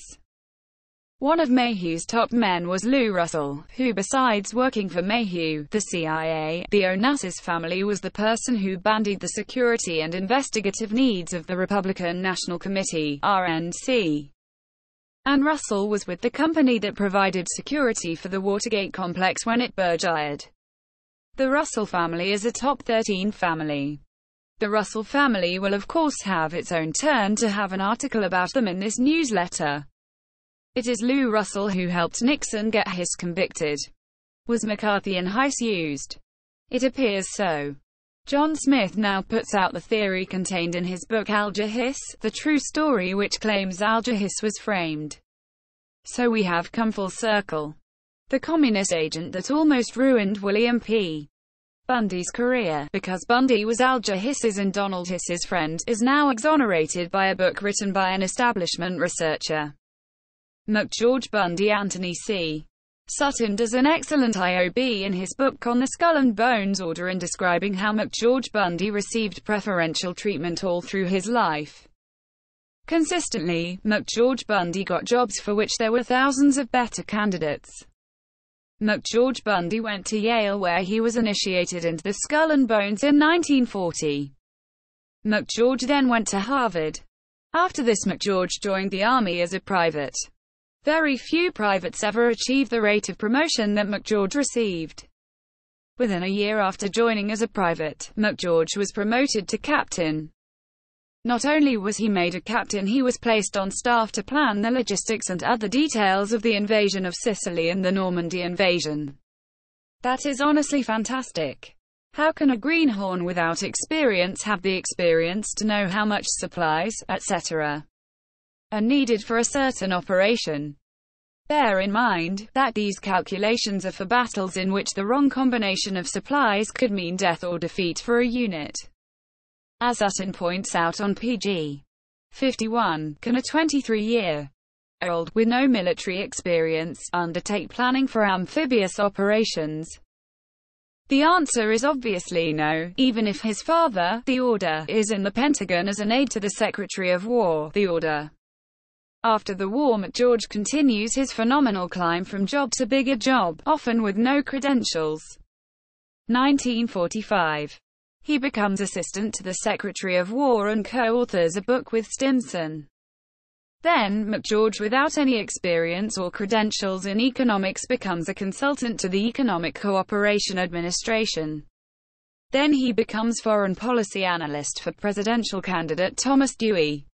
Christians may recognize from the instruction that the Bible gives that pride warps our abilities to accurately see how much pride has been installed in men like McGeorge that they feel comfortable to hop from one unqualified position to another and to make weighty decisions.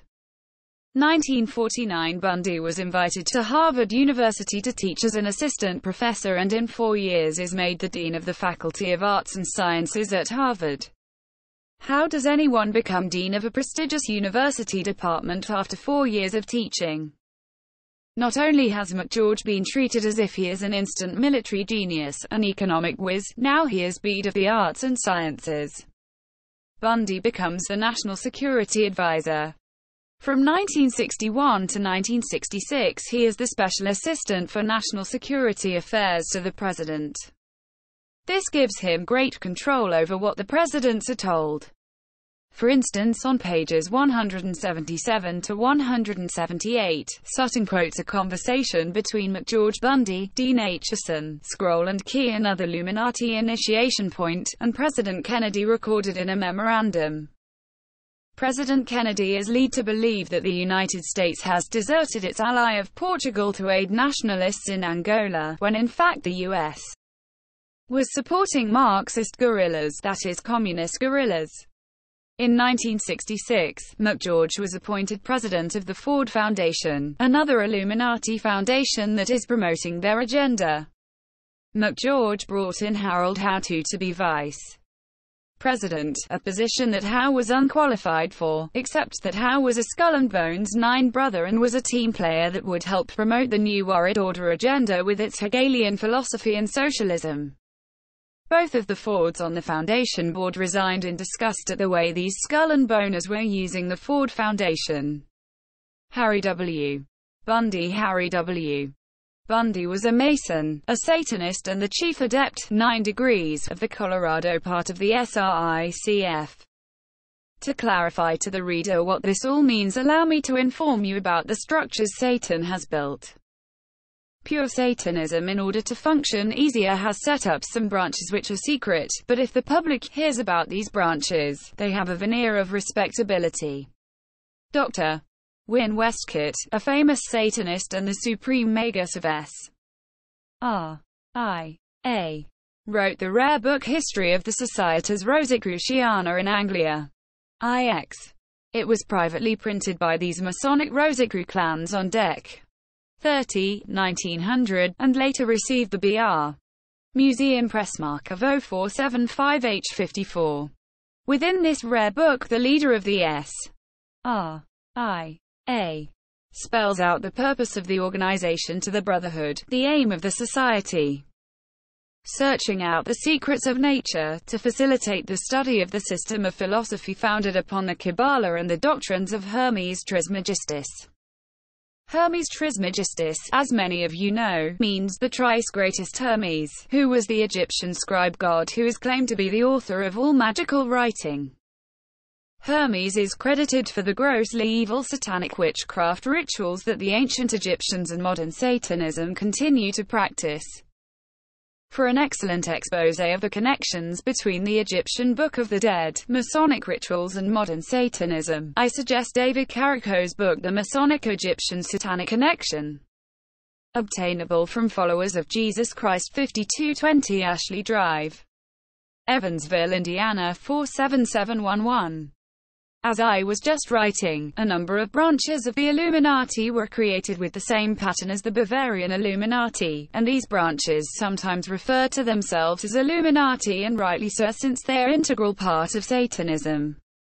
One branch has been set up within Freemasonry called Societas Rosicruciana. They call themselves Rosicruciana and Christians. How they attach the AAME of Christ to Satanism is beyond my imagination. Perhaps the Christ consciousness they seek justifies in their minds calling themselves exclusively Christian. Whatever they want to call themselves, they practice magic and Satanism. A number of daughter organizations have sprung up from the S.R.I.A., such as the Golden Dawn, the Stella Matutina and the Ordo Templi Orientis (OTO). The S.R.I.A. also worked closely with German Illuminism and the Theosophical Society. In England, the Societas Rosicruciana S.R. is named S.R. In Anglia, in Scotland it is S.R. In Scotia, in Greece it is S.R. In Gratia, in Canada it is S.R. In Canada, and in the US, it is S.R. In Civitatibus Foederatis. The membership is very exclusive, and my understanding that there are about a dozen US lodges called colleges with about 40 members each, which lends me to guess they have an exclusive membership of about 500 in the United States. Membership in Societas Rosicruciana has included such notable Satanists such as A. L. Waite, Eliphas Levi, and Kenneth Mackenzie. It has included the Luciferian Albert Pike too. Within a nation, the arena are divided up into provinces, each of which has a college, their fancy word for a satanic lodge. On April 20, 1948, Harry W. Bundy became the chief adept of the Colorado College. 2 letters by the Supreme Magus of all the S.R. groups Win Wesker to photocopied so that the reader can read for himself from the SRIA's Supreme Magus, lending magician, that they're connected to the Illuminati. See for yourself! Exclamation mark. An interesting point in light of what I have printed in other newsletters, the Mass College in 1393 printed a book by its Supreme Magus Gould, 9 Degrees, which declares that the grand central sun of the universe is Alcione in the Pleiades. Shades of Alice Daly, and C. T. Russell! Exclamation mark. One of the most knowledgeable people to try to expose the New World Order and the satanic hierarchy behind it said, "It remains for the student to follow every line of enquiry to the point of concentration where nil threads are gathered and systematically manipulated for the eventual destruction of Christian civilization. It may lend to the B'nai B'rith, the Universal Israelite Alliance, India or Tibet. But in any case, a thorough and complete study of Rosicrucianism, embracing a minute one of Rosicruciana in Anglia and its various branches, will be a great step taken in the direction of uncovering much of the political and moral chaos of present-day history of mankind." p.510. 10 Interesting that this expert would say this. The threads go back to 13 top families, and wouldn't you know, several of their people are lenders of the S.R.I.A., including Harry W. Bundy. The Bundy family has been a very powerful family in American history which has managed to keep itself out of the limelight. Often the members the Bundys have had power by virtue of being advisors to those in powerful positions. P.S. Congressman Reese, a real hero, tried to go farther and expose the connections between his, though Carnegie Endowment found, the Morgan Bank, and the rest of the tax-exempt foundations. The Illuminati moved mightily against Reese.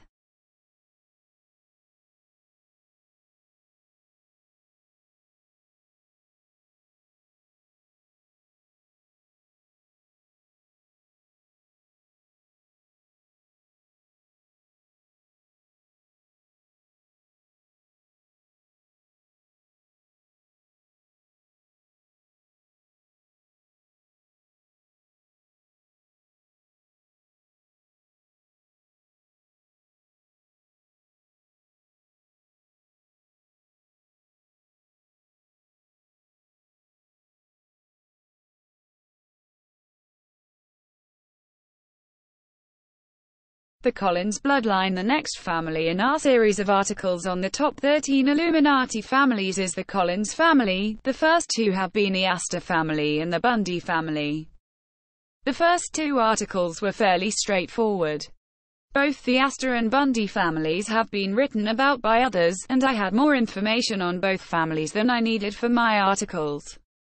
In fact, I left out worthwhile details in both artides in order to keep the articles to a comfortable length. In this Collins article, there will be some padding. In terms of research on the Collins family from a scale from 0 to 100, I'm about at 10. There are some hard connections that will be presented and some soft connections. Joan Collins is what I'd call a soft connection. She has associated with a long list of key Illuminati men and at least a few known Satanists, but this is only the barest of dues that she might have anything to do with the Illuminati herself. Let me give some of the hard connections first. The following is a description of a highly secret, high-level satanic meeting. It comes via an ex-insider who is now a Christian. It is held twice yearly, and to which the Rothschilds and all the mother families attend. The meeting is inside in a big room, and the Grande Mother on the throne was a Collins. The Collins family has been kept out of the limelight because they have more occult power than the Rothschilds or the Rockefellers. To make money, this Collins family does something financially, such as deal with the exchange of money. I've noticed that numerous Collins have been insurance executives, and although I haven't exposed the connections between insurance companies and the NWO, there is a book out which shows how most insurance companies are connected and under the guidance of the NWO elite. The Grande Mother Collins, dressed in black, has an ebony and gold moon-shaped throne that she can automatically rotate by pushing a pedal with her foot. Behind her sits the Grand Council with 13 members. This might be or might not be the Grand Druid Council that you will read about further on. The difference between this council in 1955 is that it was all males, while the council in 1978 has several women on it. The Grande Mother, a Collins woman, was thought to be in her middle 50s at the time of this meeting. She had a deep dictatorial voice, was small in stature, and was very powerful. She was decked out on her throne with a great deal of jewelry. One of the first things done was to lay before her feet small gold bricks, shaped like small bricks and made of pure gold. 2 boys, who were taken to be her sons, one of whom was Tom Collins. Tom was later gunned down by the Illuminati, were near her throne. As only the most honored and powerful dared be in the vicinity of her throne, this showed that these 2 Collins boys were powerful. The boys passed out papers, which had timetables written on them of things that were to happen. A great discussion was carried on about what had happened in the world to bring in Satan's one world government during the last 6 months and what was prepared to happen in the near future. Things that had not gone according to plan were discussed. The Ark of the Covenant was discussed, where it was hidden in Africa, and a ritual mocking the Ark of the Covenant was held. 7 children in white were brought in from generational satanic families and presented before Grande Mother Collins. They laid prostrate in worship of her. She would move her scepter with a 2-snake up and down, striking the floor to show approval of a child candidate. Then 7 other children were sacrificed for the 7 approved children, 1 for each child, whose name would then be written with a quill using the sacrificed child's blood. The children were given oaths. The Grande Mother rotated her throne and faced the Council of 13 and declared, speaking in English, "This is tomorrow's generation, a chosen few." The John the Baptist of the Antichrist put in an appearance, but the Antichrist at that time was not born or only a tiny baby. Was this Benjamin Creme? The ex-insider didn't learn the name of this John the Baptist, forerunner of the Antichrist.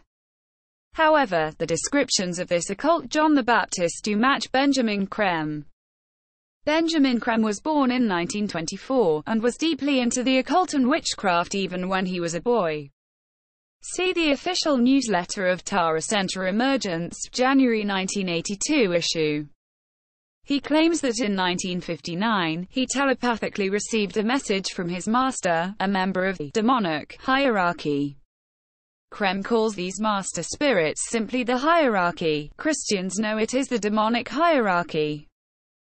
Because all these things are planned out well in advance, it would have been very appropriate if Creme had been at a high-level planning meeting in 1955. For more understanding on Creme's Christ, the reader is directed to read the article on the Sufis in this newsletter.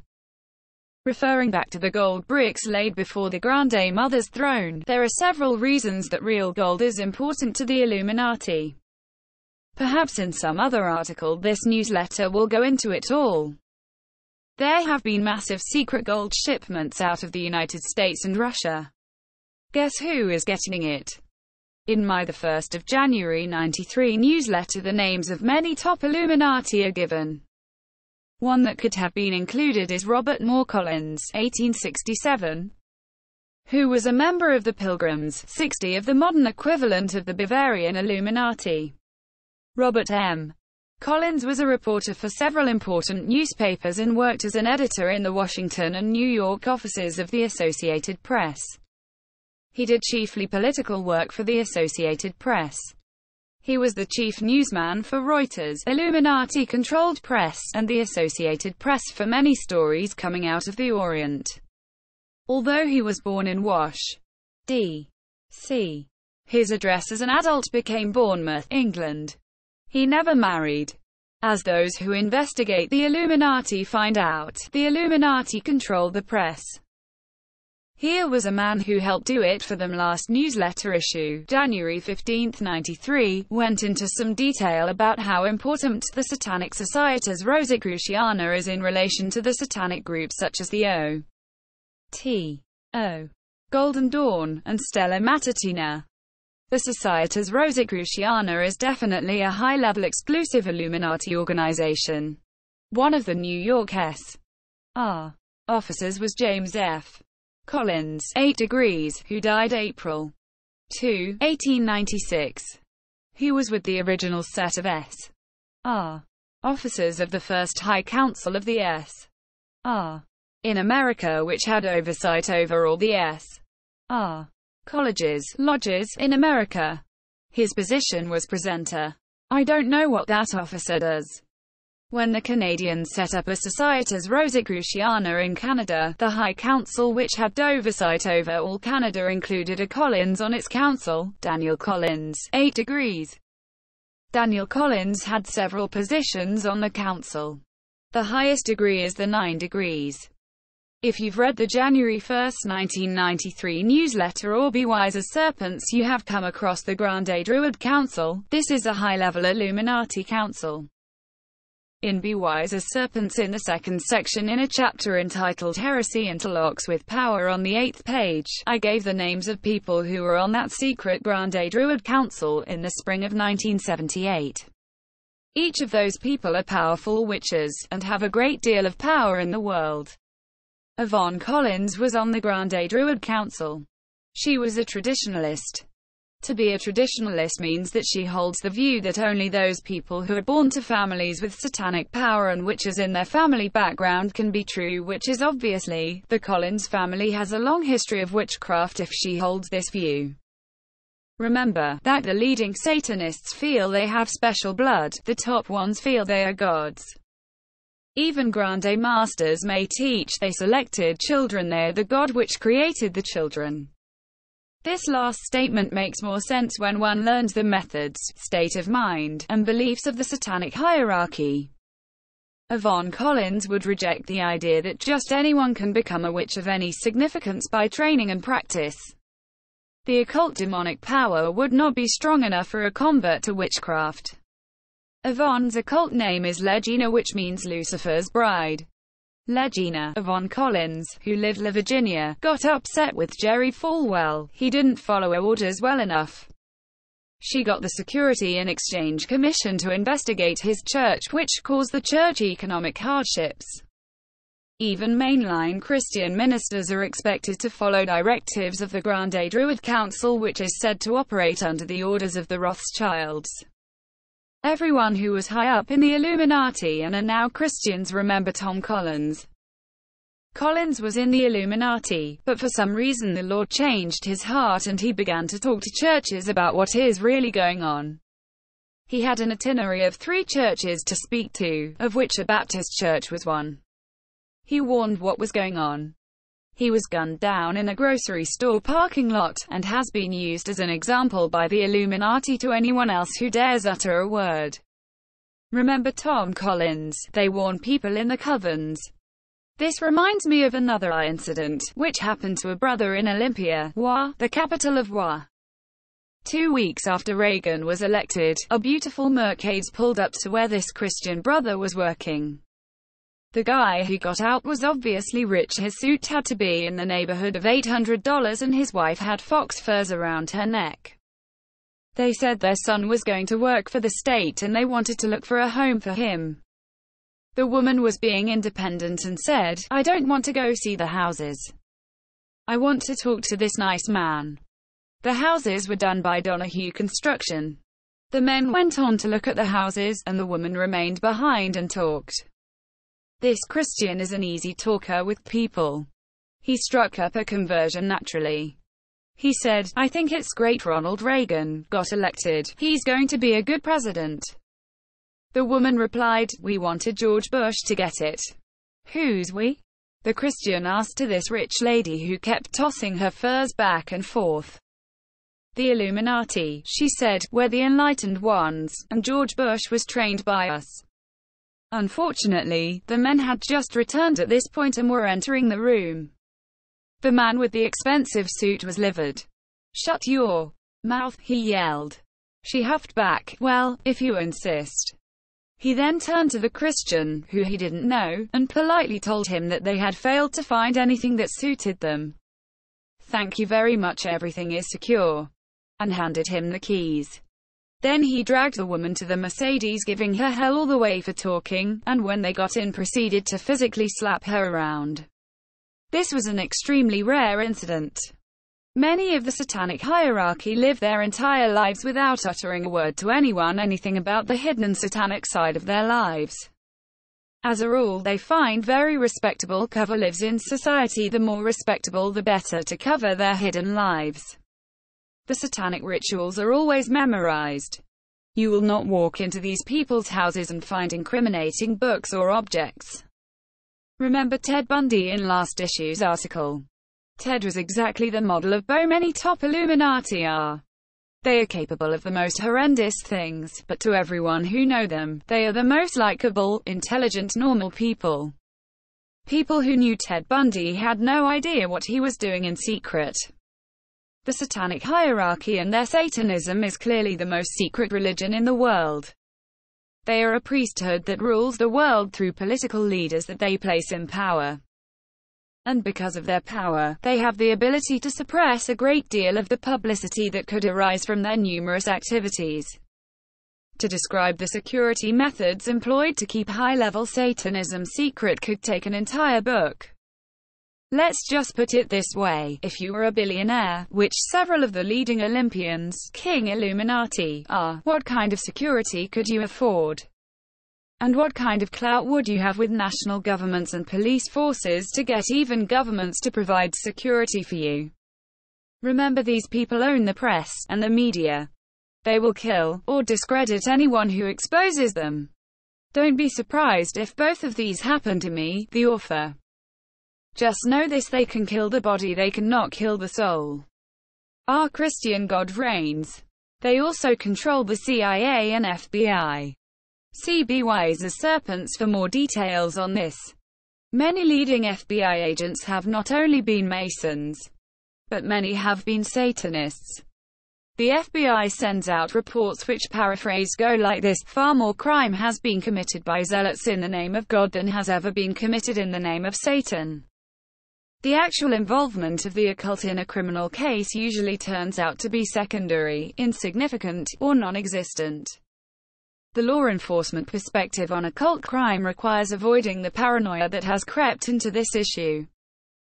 Unless hard evidence is obtained and corroborated, police officers should avoid being frightened into believing that Satanists are performing criminal ceremonies requiring investigation. An unjustified crusade against such activity could result in wasted resources, unwanted damage to reputations, and disruption of civil liberties. This type of thing is hilarious to hear from the FBI. For those who know how they have trampled on every civil liberty by investigating tens of thousands of organizations simply because they opposed the establishment and ruined the reputations of many people. Martin Luther King, for instance. People who have read my book may have picked up that J. Edgar Hoover was a 32 degrees Mason, homosexual, and worked intimately with the Illuminati. For those who haven't come out of Satanism, one way to explain to people how satanic secrecy functions is to compare these satanic families with the mafia families. Individuals in these families learn what they need to know, no more. For the top bosses have cover jobs, and give their orders orally. Actually, the comparison between Mafia or Costa Nostra families and Maria or Illuminati families is quite fitting because they tie in organizationally and were created by the same occult stream of secret societies that Satan has been running. Don't expect to find what you are reading here about the Collins family, that they are one of the very top Illuminati families, even more powerful than the Rothschilds anywhere else. People are getting the inside story for the first time. I am grateful for various ex-insiders giving me accounts of secret meetings. Except for the testimony of eyewitnesses, there is little evidence of what happens at hierarchy meetings. There are numerous clues, but they are rejected by most people who refuse to accept that the satanic hierarchy exists.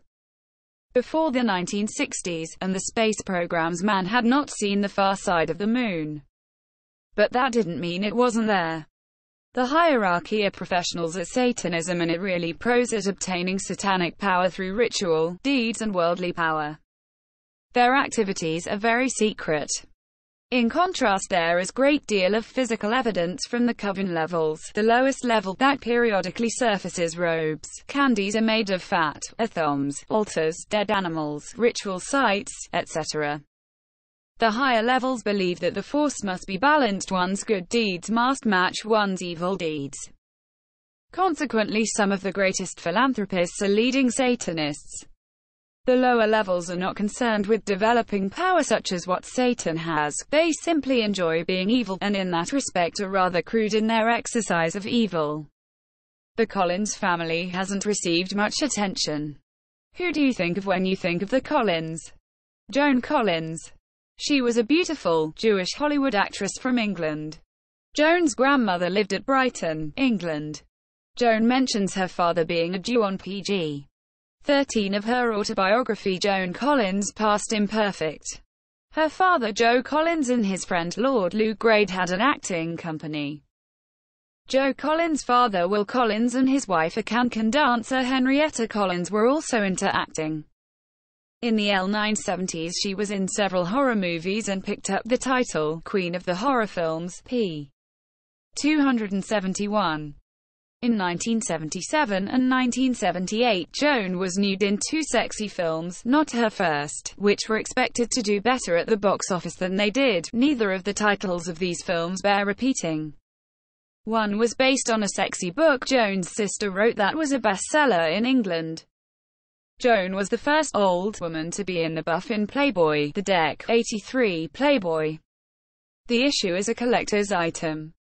In her 40s, she was still posing in the buff, which according to her autobiography she feels comfortable doing.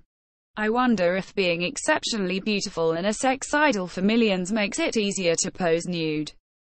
For those who watched Dynasty, you likely remember her. For those who watched Hansel and Gretel, Joan was the witch. She was the woman in film The Devil Within Her. In Deck 1982, Joan was asked to be the mistress of ceremonies at Prince Albert Hall before the Queen and His Royal Highness Prince Phillips. Besides knowing that she is into astrology, after looking at her autobiography, I don't pick up a hint of any religiousness. Besides her amazing beauty, her lack of morals made her a perfect fit for Hollywood. Among her many friends, she had Sammy Davis Jr. p.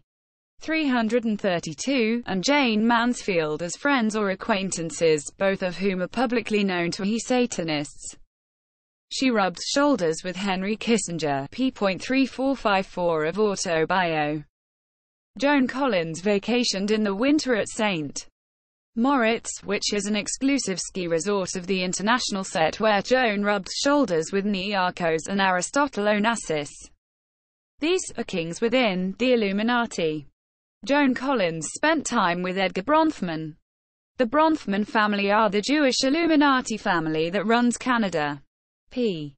281 to 282. Joan Collins may not be part of the Illuminati Collins family, but if she isn't, she has at least associated with some of the top Illuminati.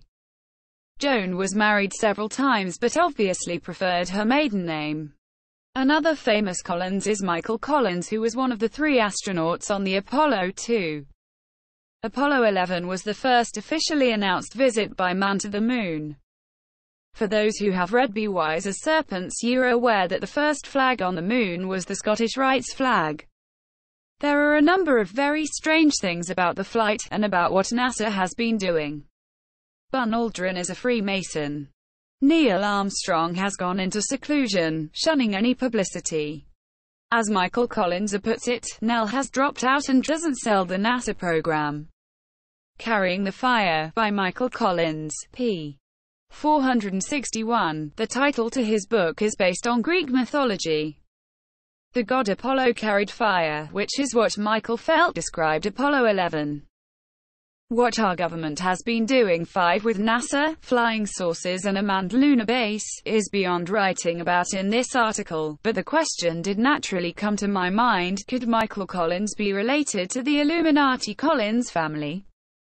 Michael Collins writes about himself, "Fortunately, I have been a poor student all my life, and my parents, concealing their disappointment, seldom pushed me."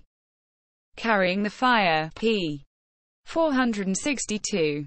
It certainly seems like such a student would need some pull to get into West Point, USMA. Michael Collins also sits on the board of directors of the Illuminati's Rand Corporation, which works with Tavistock Institute.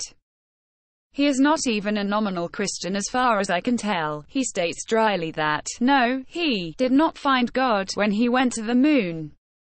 It looked like the clues were leading in the direction that he might be part of the elite, when I came across one sentence that changed my mind. Michael Collins wrote, "I feel just as thankful today that I live in the United States of America as I did before flying in space, and I have no desire for this country to merge into a United States of the world." p.470 of his book. By the way, Michael Collins wrote his own book in contrast with so many of the Christian authors like Pat Robertson's New World Order, and some of Billy Graham's books, which are written by others with the big name tacked on to sell it. If anyone could promote internationalism, one world government, without any suspicion, it would be Michael Collins, for few men share his experience of seeing the tiny Earth in the vastness of the hostile universe. And yet he doesn't. He simply advocates that humans learn to cooperate to solve our problems, which we certainly need to do. Michael Collins has some really interesting and in a sense inspiring things to say about what seeing the Earth from way out in space meant to his life. What he writes bears repeating. I don't have the space for it all, but will share one idea that is novel. Seeing the Earth from a distance has changed my perception of the solar system as well. Ever since Copernicus' theory, that the Earth was a satellite of the Sun, instead of vice versa, gained wide acceptance, men have considered it an irrefutable truth, yet I submit that we still cling emotionally to the pre-Copernican, or Ptolemaic, notion that the Earth is the center of everything. The sun comes up at dawn and goes down at dusk, right? Or as the radio commercial describes, sunset, when the sun just goes away from the sky. Baloney. The sun doesn't rise or fall, it doesn't move, it just sits there, and we rotate in front of it, while dusk means we have turned another 180 degrees and are being carried into the shadow zone. The sun never goes away from the sky. It's still there, sharing the same sky with us. It's simply that there is a chunk of opaque Earth between us and the sun which prevents our seeing it. Everyone knows that, but I really see it now. pp. 472-73. I like Michael Collins. What I just quoted is neat. After reading lots of occult garbage, I really appreciate someone who isn't into emphasizing the sun.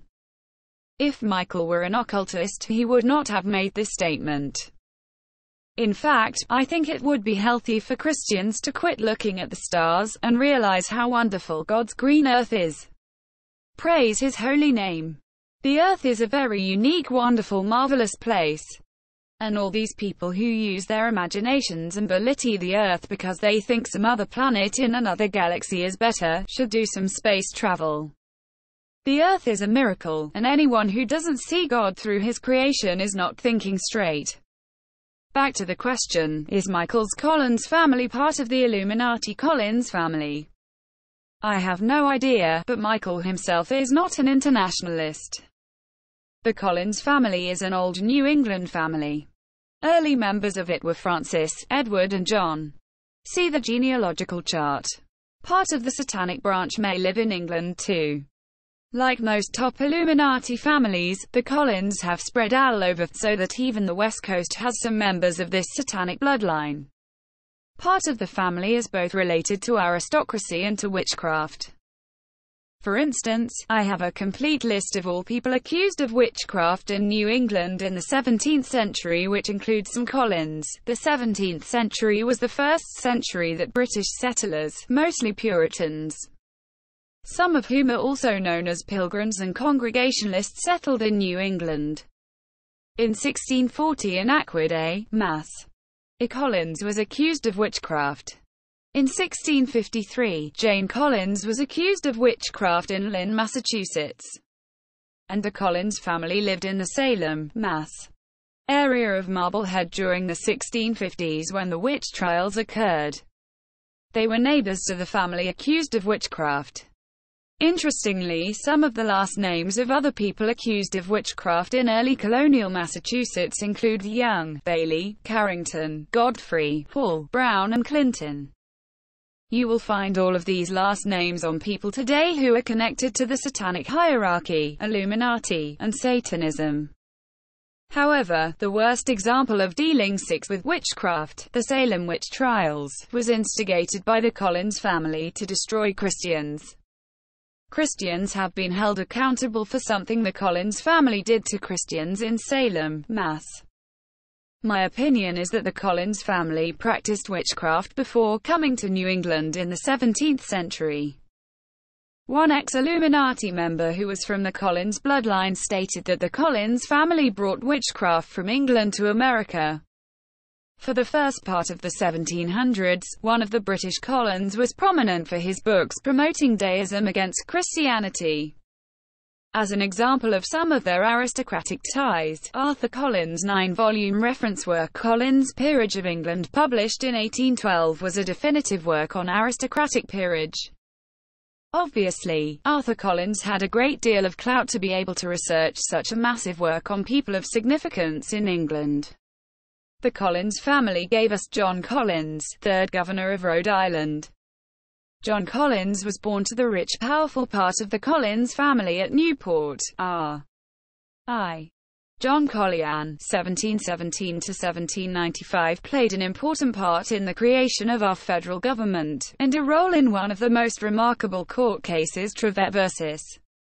Whedon, which set the precedents in court which allowed courts to declare legislative enactments unconstitutional. He advocated the issuance of paper currency and a strong central government, which made him unpopular in the rural areas of Rhode Island. He married Mary Avery. Another John Collins, 1775–1822, born to a well-to-do Collins family, was 10th Governor of Delaware, 1819–1822. Quite a number of Collins have been well-to-do. The wealthiest Collins that I have discovered so far is Matthew Garrett Collins, 1874–1925. Matthew Garrett Collins was an oil producer. His father was Oliver Cromwell Collins, named after Oliver Cromwell. Oliver Cromwell was the early Mason who was paid off by the Amsterdam Jews to allow the Jews back into England. Matthew Garrett Collins was a Mason. M.G. Collins manufactured silk and in 10 years took the operation in 1886 from nothing to a $2 million business. He was president of Interstate Gasoline Co. He worked with several other big oil men, such as Gov. Charles Haskell of Oklahoma. He was trustee for Drew Seminary. He participated in the Methodist Church. Matthew Garrett Collins' oil operations and friendship with the governor of Oklahoma are very significant. Inside information indicates some type of connection between the Collins family and Oklahoma, and Tulsa is a major headquarters for Satanism in that area. There are a number of buildings that the Satanists own in the Tulsa area that are used for their operations. Besides Matthew Garrett Collins, there have been a number of other wealthy Collinses, such as Theodore Clyde Collins Jr., INSA, Co. Exec. Banker, Prey. Of etc. etc. Arthur Fletcher Collins, Real Estate Corp. Exec. HD of some financial institutions and in financial analyst, Henry James Collins III, INSA. Co. Exec. Treasurer of several financial organizations, J. Barclay Collins II, Oil Co. Exec. Lawyer, B.D. Deere. Of trustee of the hospital, Leroy Collins Jr. Banker, Deere. Or president of some organizations, John Roger Collins, Aerospace Co. Exec. Banker, economist, trustee or BD. of Deere. And V. p. of a number of organizations. John Paul Collins, banker, Dear, of Rothschild Citicorp Research Corp., plus trustee of the hospital, besides holding other leading positions in a number of other organizations.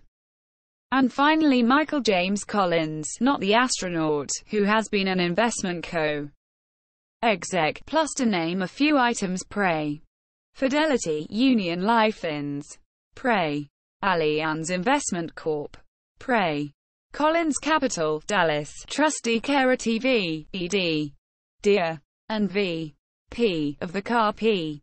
Collins Foundation. None of these men gave information concerning any church affiliation with the other Collinses. Usually if they do have a church affiliation, it is Episcopalian. The Collins family also built the world's fastest, nicest ocean-going ships during the 1850s, for which they spared no expense.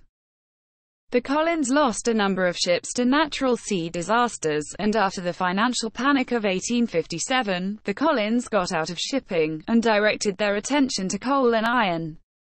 They had a home on Madison Avenue, NY. One of the Collins who is clearly descended from the old New England family is the banker Atwood Collins, 1851 to 1926, who graduated from Yale in 1873. One line of Collins that were descended from the old New England family were the father and son who gave their names to several locations in western U.S. Fort Collins, Colorado is named after Cal. William Oliver Collins, a descendant of Edward Collins who arrived in Boston from England in 1630. And Casper, Wyoming is named after Col. William O. Collins' son Casper Collins. Casper Collins died fighting Indians, and so this family line died out. Col. William Oliver Collins' family were well-to-do Episcopalians. W. O. Collins had originally gone to law school, then became a senator, and then was made a colonel by the Secretary of War at the outbreak of the Civil War. Because the U.S. troops in the far west were widely dispersed, the rank of colonel was a very high rank to hold in the Western Territories during the Civil War. Now this article will list a few Collins who I suspect may have been connected to the Illuminati in their time. These are only suspects, but interesting people at that. Clifton W. Collins. Clifton studied Saint Simon, who was the Mason Illuminatus that started communism in the early 19th century. Clifton wrote a book about him entitled Saint Simon. Cop Collins was involved in so many political things for the Republican presidential elections, and involved with consulting federal agencies and so many other government positions it is difficult to give a list of what all he has been involved with. He also was involved with Bahrain Petroleum Co. Limited during the 1950s. Jewett Clinton Collins. Jewett Clinton Collins was born on Sept. 5, 1866 and was named after Jewett Clinton, who was association with the Illuminati very early in the history of the United States. His father, Clinton Jewett, was also named after Jewett Clinton. D.C.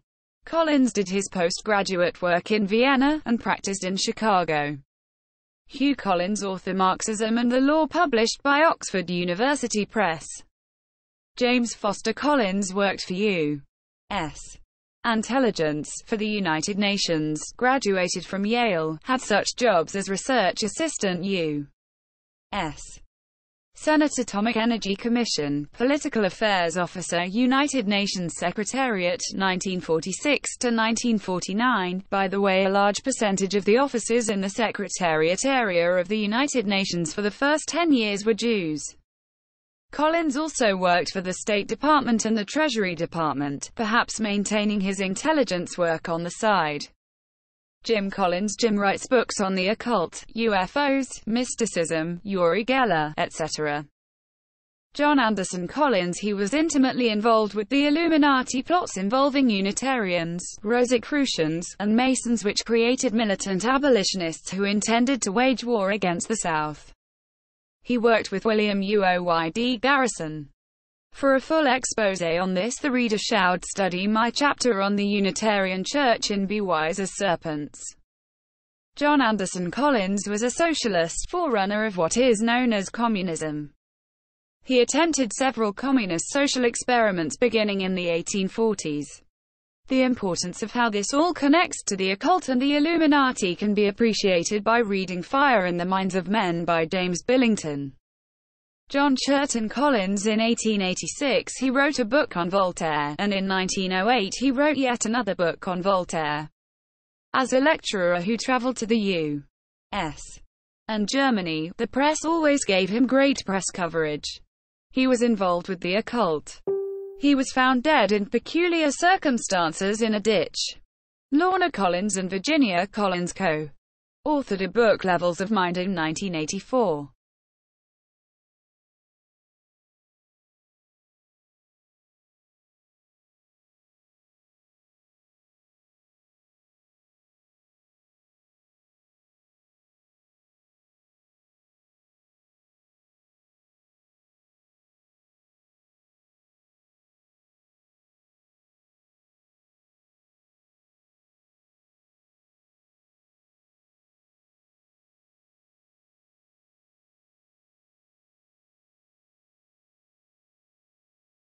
Morny D.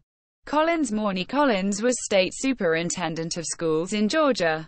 He went to Bob Jones College sometime after 1938. He was a Freemason, a Grand Master of the Georgia Grand Lodge of Odd Fellows Association, editor of the GAR, Odd Fellows News, and if my source is correct, editor of Atlanta's Masonic magazine. He was in Eastern Star, and a number of other affiliated Masonic groups. He lived at the Capitol building at the state capitol in Georgia. He was a pastor, ordained in 1909, of Friendship Baptist Church for his lifetime. Paul Valorous Collins, writer, studied art in Paris, interviewed Italian strongman Benito Mussolini in 1927 for Outlook magazine. Presbyterian and Freemason. Robert DeVille Collins, Foreign Service Officer, Intelligence, First Secretary to NATO, 73–76, Director Political Officer of Personnel of the U.S. State Department, 80–82, worked in the U.S. Embassy in Rome in various capacities, Roman Catholic, and given an award by the Pope. Ross A. Collins, one of the ex-Illuminati members, remembers the name Ross Collins. Ross A. Collins was a high-ranking Mason, a lawyer, an attorney general, a common position for Satanists, and a congressman. He was born at Collinsville, Miss. In Congress at Washington, D.C. He was chairman of the Military Appropriation Committee, a position which the Illuminati control. Ross Collins was famous for advocating mechanized weaponry. He wanted technology to be applied to weaponry. He is credited with bringing the Flying Fortress into being. By the way, there have been many Collins who were Masons. For instance, the Masonic reference book History of Scottish Rite Masonry in Chicago, also titillated Oriental Consistory 1856–1907 by George Warvell, 33 degrees, lists 12 Collins as being members of Chicago's Oriental Consistory, pp. 99–100. Varnum Lansing Collins, Princeton Univ. Professor and Episcopalian. Wilkie Collins, author of occult fiction. William Collins, his British Collins pub firm has printed some books on British intelligence, Me 5, Me 6. I could continue giving more names on the suspect list, but the reader's patience has likely been tested enough. Articles like this aren't as much fun to write, when I have to pad out some hard evidence with clues. I included some of the suspects so that the readers can see that people with the last name of Collins do show up with some frequency when one investigates the occult and power. Some readers might feel that any last name could be run through history and some people involved in the occult found. I challenge people to test that. I will give them some names, and let them search. There are some names such as Gould, for instance, that reoccur way out of proportion in Masonic literature than the name should randomly occur. Russell is another name that reoccurs everywhere one turned in studying the New World Order. It became evident that the Russell family was not a common family, but wielded immense power. On the opposite side of things, some families have been essentially totally unconnected with the occult in any way. 9. Prior to the Civil War, the American branch of the Collins family split off under the surname of Todd.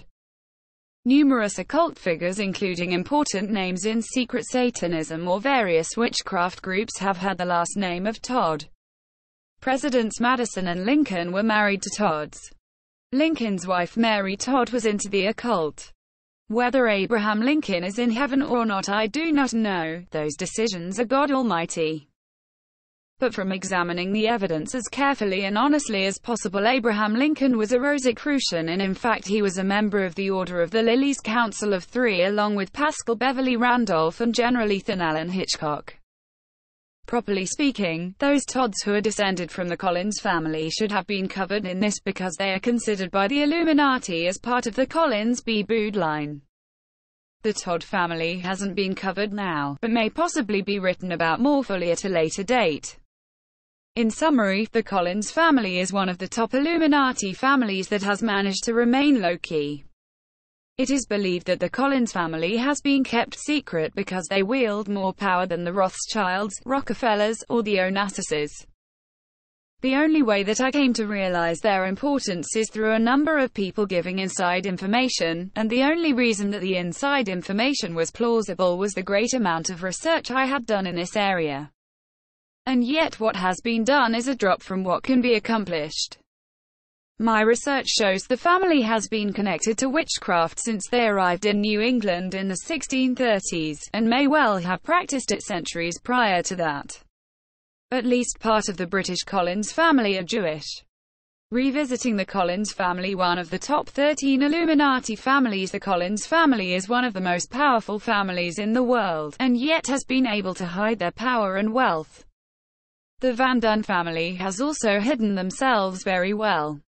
But the Collins family is full of tantalizing clues, such as one Collins branch that I found in looking at genealogical family group sheets. This was a book that Gerald D. Collins drew up showing the Collins family and their relationship to the Bauer family, who according to his book changed their name to Bauer. That is exactly what the Rothschild relatives named Bauer did. The name Collins originated in the British Isles. In Ireland it began as O'Collins, and in Scotland as Collins. Today, a prominent figure in Wicca is the Wiccan reformer Collins, whose name was originally Collins. Two significant Collinses were Sarah Ine Collins and her older brother. Her older brother was a member of the Satanists who called themselves the Hellfire Club. He belonged to the Boston Hellfire Club. The Hellfire Club has been discussed in previous newsletters. It has been pointed out in the past articles how Benjamin Franklin and Thomas Jefferson were members of this purely satanic group who practiced satanic sexual occult rituals. Sarah Ine Collins, B.N. c. 1730, was deeply attracted to the occult. Her family was a generational witchcraft, satanic family, but many of them wanted to abandon the occult. Besides not wanting to leave the old family traditions of witchcraft, Sarah did not want to marry the man her father tried to sell her to. Neither the arranged marriage nor forsaking witchcraft was for Sarah. She went to Scotland to get to the heart of learning the occult and became a leader in the oldest form of Wicca, the Elven Path. Other traditional types of Wicca in the U.S. come from Ireland, Wales, and Greece. After the American Revolution she left Scotland skilled in occult power, and came back to the United States, where she formed the first Covendom of Wicca. She and her brother were powerful Wiccans, and their descendants are the main group of Collinses that practice Wicca and Satanism.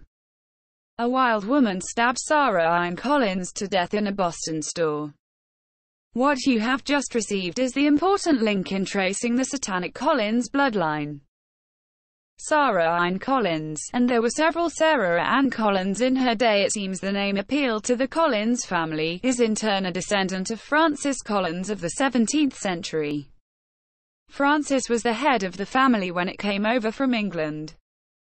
The Todd family seems to have satanic undertones to it, even in the days just after the Revolutionary War. For instance, John Jacob Astor married Sarah Todd, who had a fair amount of money attached to her. The Todd surname is not an extremely common name until one begins researching the conspiracy, and then it pops up with frequency. It is known that during the time of the Civil War, the Collins bloodline went into the surnames of Todd and Putman. 10. It needs to be brought out here that the Putman family also has spelled their name Putnam. One genealogy book which ties the Putnam family to the Collins family is Putnam, Thomas Russell, 1897. Putnam genealogy, recording the descendants of Thomas Putnam. The Be Wise as Serpents book exposed the early Clinton family of Jewett Clinton as an Illuminati family. Interestingly, there was a Collins boy born in 1824 who was named after that Satanist. His name was Jewett Clinton Collins, 1824 to 1909. Another interesting tidbit was that the Phelps family of Virginia is related to the Collins. The Phelps family arrived en masse in 1630 and became a prominent family in the Skull and Bones. And don't forget men like Skull and Bones William Collins Whitney, Unit into S&B 1863, of the Collins family. Th. member of the Collins lineage had two sons, who both became members of the Illuminati's Order of the Skull and Bones. William Collins Whitney, 1841 to 1904, and his two sons are the core of the Whitney influence in the Order of the Skull and Bones. This Collins blood of the Whitneys then went into the Harriman family. Anyone who has been reading this newsletter this year knows how important the Harrimans are. Pam Harriman is the person behind Bill Clinton. Further, the Collins blood of the Whitneys went into the Payne family and the Vanderbilts by intermarriage. The Payne family has been a big part of the Rockefellers and Standard Oil. It is a small world at the top. William Collins Whitney had a lackluster career as an inspector of schools. But then beginning in the 1870s, he amassed a fortune from who knows where very quickly. William Collins Whitney was the power behind Pray Cleveland, who was his puppet. He also directed a group of powerful important capitalists called the Whitney Group. W.C. Whitney married Flora Payne. Their son Harry Payne Whitney married Gertrude Vanderbilt in 1896.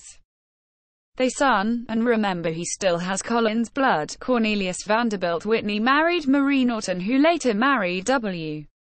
Averell Harriman, Unit into S&B in 1913, the man who helped finance Hitler to power. The Harrimans also helped bring the Bush family from oblivion back in the early 1920s. When Prescott Bush, George Bush's father, lost all his money in the 1929 stock market crash, the Harrimans again came to financially help Prescott Bush back on his feet. During the 1920s, the W. Averell Harriman, Prescott Bush, Fritz Thyssen and Friedrich Flick created several entitles to help finance Hitler and to produce the weapons Hitler would need to fight W. 2. One of these companies was the German Steel Trust, in German called Vereinigte Stahlwerk. This company produced 35% of Nazi Germany's explosives, 50.8% of Germany's pig iron, 38.5% of Nazi Germany's galvanized steel, 36% of Germany's heavy plate, 22.1% of Germany's wire, and many other things essential for Hitler. If it had not been Harriman and Bush's money helping Thyssen, who was Hitler's major backer, Hitler would never have been able to have launched W. 2. Thyssen even wrote a book in the 1930s, I Paid Hitler, now rare, telling about how he financed Hitler and the Nazis beginning in October 1923. As I have said numerous times, Hitler was of the Rothschild bloodline. An understanding of the top 13 families opens up a whole new understanding of history. In fact, the full extent of the power of the top 13 families is far greater than what I am able to communicate. This is because of their skill at secrecy. Allow me to explain. It was no accident that Hitler's Rothschild blood was hidden. A common practice among the top 13 families is to have an important child secretly or quietly without fanfare, and adopt the child out to another family. The child then takes on another last name, which hides the genealogy. In the occult ceremonies, the biological parents will step forward. For instance, for Mothers of Darkness, the biological father must impregnate the young daughter who is being initiated into the Mothers of Darkness. The first baby by the girl must come from her biological father and must be sacrificed by her to Satan. Many of the Illuminati children are adopted out. In fact, our President Clinton was. To try and trace the genealogy of the Illuminati is most difficult. What I am trying to lead up to saying is that due to a number of reasons, many people with last names which are different than the top 12 surnames, as well as the several names I've given for the 13th bloodline I have given, are also part of the top 13 bloodlines. Last names are not the criteria. The magical occult power in their blood is. It is more than just having the correct blood, but the magic power in that blood is critical. Once a branch loses its occult power, its blood is nothing. This is why, even though my wife is a descendant from the Holy Bloodline, the 13th family, her branch of the family has had nothing to do with the occult for centuries, and could never be part of Illuminati. In summary, this article has given some critical names in the early genealogy of the satanic branch of the Collins family. This article has discussed how important events in our world are being molded by those 13 families secretly, for example the Collins family. Finally, it was discussed 11 how the Illuminati have a number of ways that they hide their genealogies, and one of these is the common practice of adopting out a child, so that it gets a different last name. Satanist Bon Everts calls the leading Illuminati families famtrads.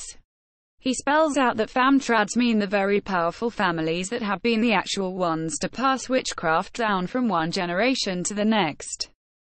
Bon Everts's article claims that the only coherent lineage of witchcraft was what these powerful families have given us.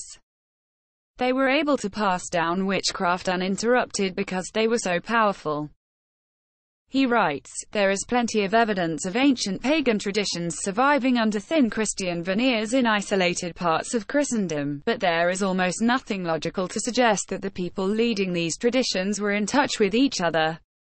How did the leading powerful families continue to practice their witchcraft? Bon Everts's answer is interesting. He states, revisiting the Collins family, Isaac Bon Everts, who sits on Illuminati's Grand Druid Council, wrote in Witchcraft, which was a series of articles in the Green Egg in 1976, some very interesting statements about the top Illuminati families.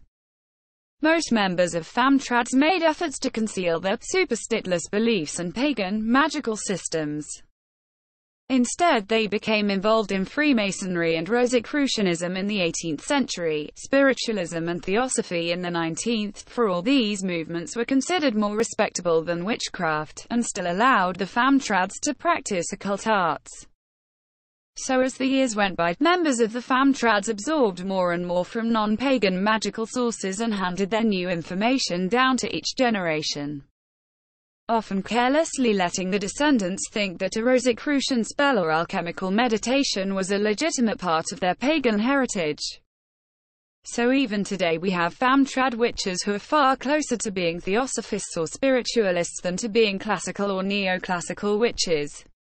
Bon Everts, Isaac. Witchcraft. The Green Egg, June 21, 1976, pt. 3 pp. 5-6. In 1770, Lord Petre, Grand Master in the Masonic lodges in the British colonies, appointed John Collins to be the Provincial Grand Master of Quebec. Co-authored by a board of Masonic editors, History of the Ancient and Honourable Fraternity of Free and Accepted Masons and Concordant Orders. Boston and NY, The Fraternity Pub. Co. 1891, p. 225. I mention John Collins as an example of a powerful 18th-century Freemason, who was part of what appears to be the Collins Illuminati family. In previous articles, we have documented how the early 18th-century Astors and DuPonts were active Freemasons. The history of these top families does agree with Bon Everts that in order to continue to practice their witchcraft they used the cover of Freemasonry. Later, in the 19th century, some of the leading families can be seen to have moved into spiritualism, such as the British royal family, and Mary Baker Eddy of the Baker family. Interestingly, H.P. Blavatsky, who was involved with Spiritism, started the Theosophical Society and also a periodical named Lucifer in 1887. The woman who co-edited Lucifer with her was the medium, now called a channeler, Mabel Collins. Mabel Collins later had a disagreement with H.P. B. and left Oppenheim, Janet. The Other World. Cambridge, Eng. Cambridge Univ. Press, p.182. And it is possible that a few of the Rockefellers joined Lucci's Trust, which is an extension of Theosophy, as well as members of the Hall family such as Manly P. Hall, whose wife was a Bauer, very likely part of the Rothschild bloodline.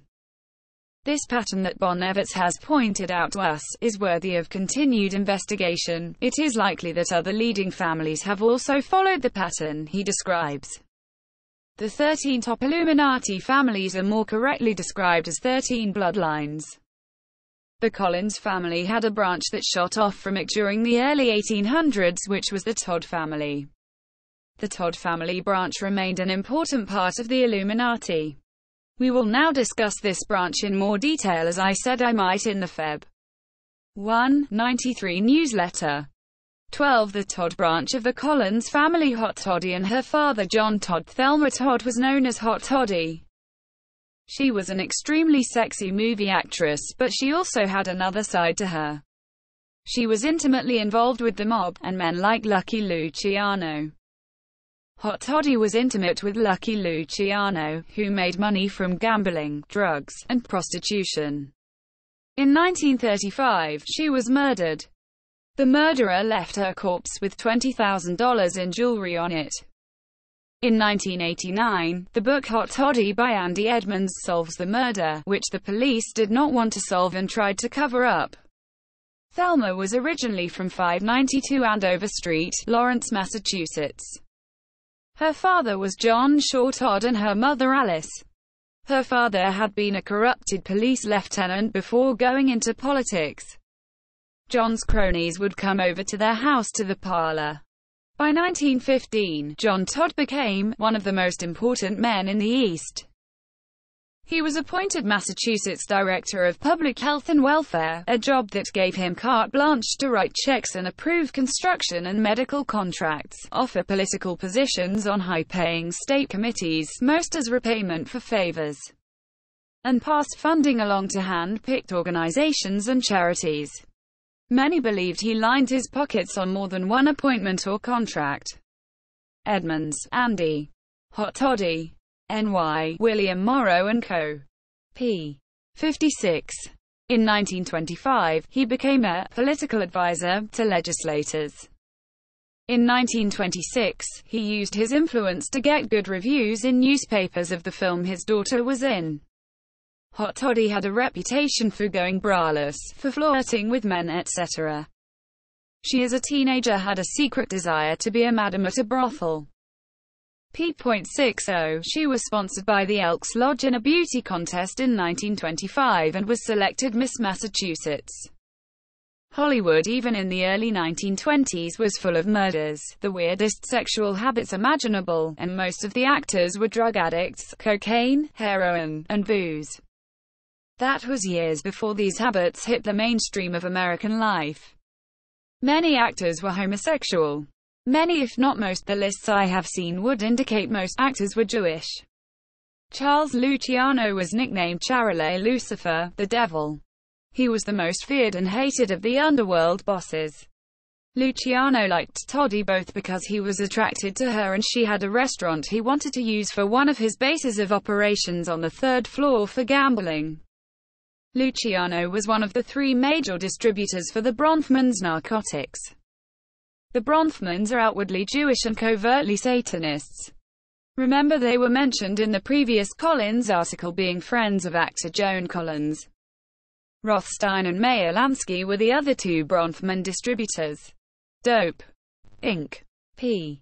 431. Luciano supplied Hot Toddy with her drugs. At the time of her murder, her movie boss had planned to raise her salary to $3,500 a week. Luciano worked for the U.S. government during World War II, and in 1946 was deported to Sicily. During World War II, Luciano worked for U.S. intelligence espionage. Where else in this newsletter have I mentioned the corruption in the intelligence agencies? After being deported to Sicily, Luciano continued to work for U.S. intelligence and Pomindex Dope, Inc. p. 483, which is the elite's assassination bureau which later moved the center of its headquarters to Paradise Island in the Grand Bahamas. Dope, Inc. p.493, it seems to me that Luciano had connections to Onassis. I noticed that there was a man named Collins who was involved with the Illuminati's movements to take over the Australian economy. He was an executive of H.W.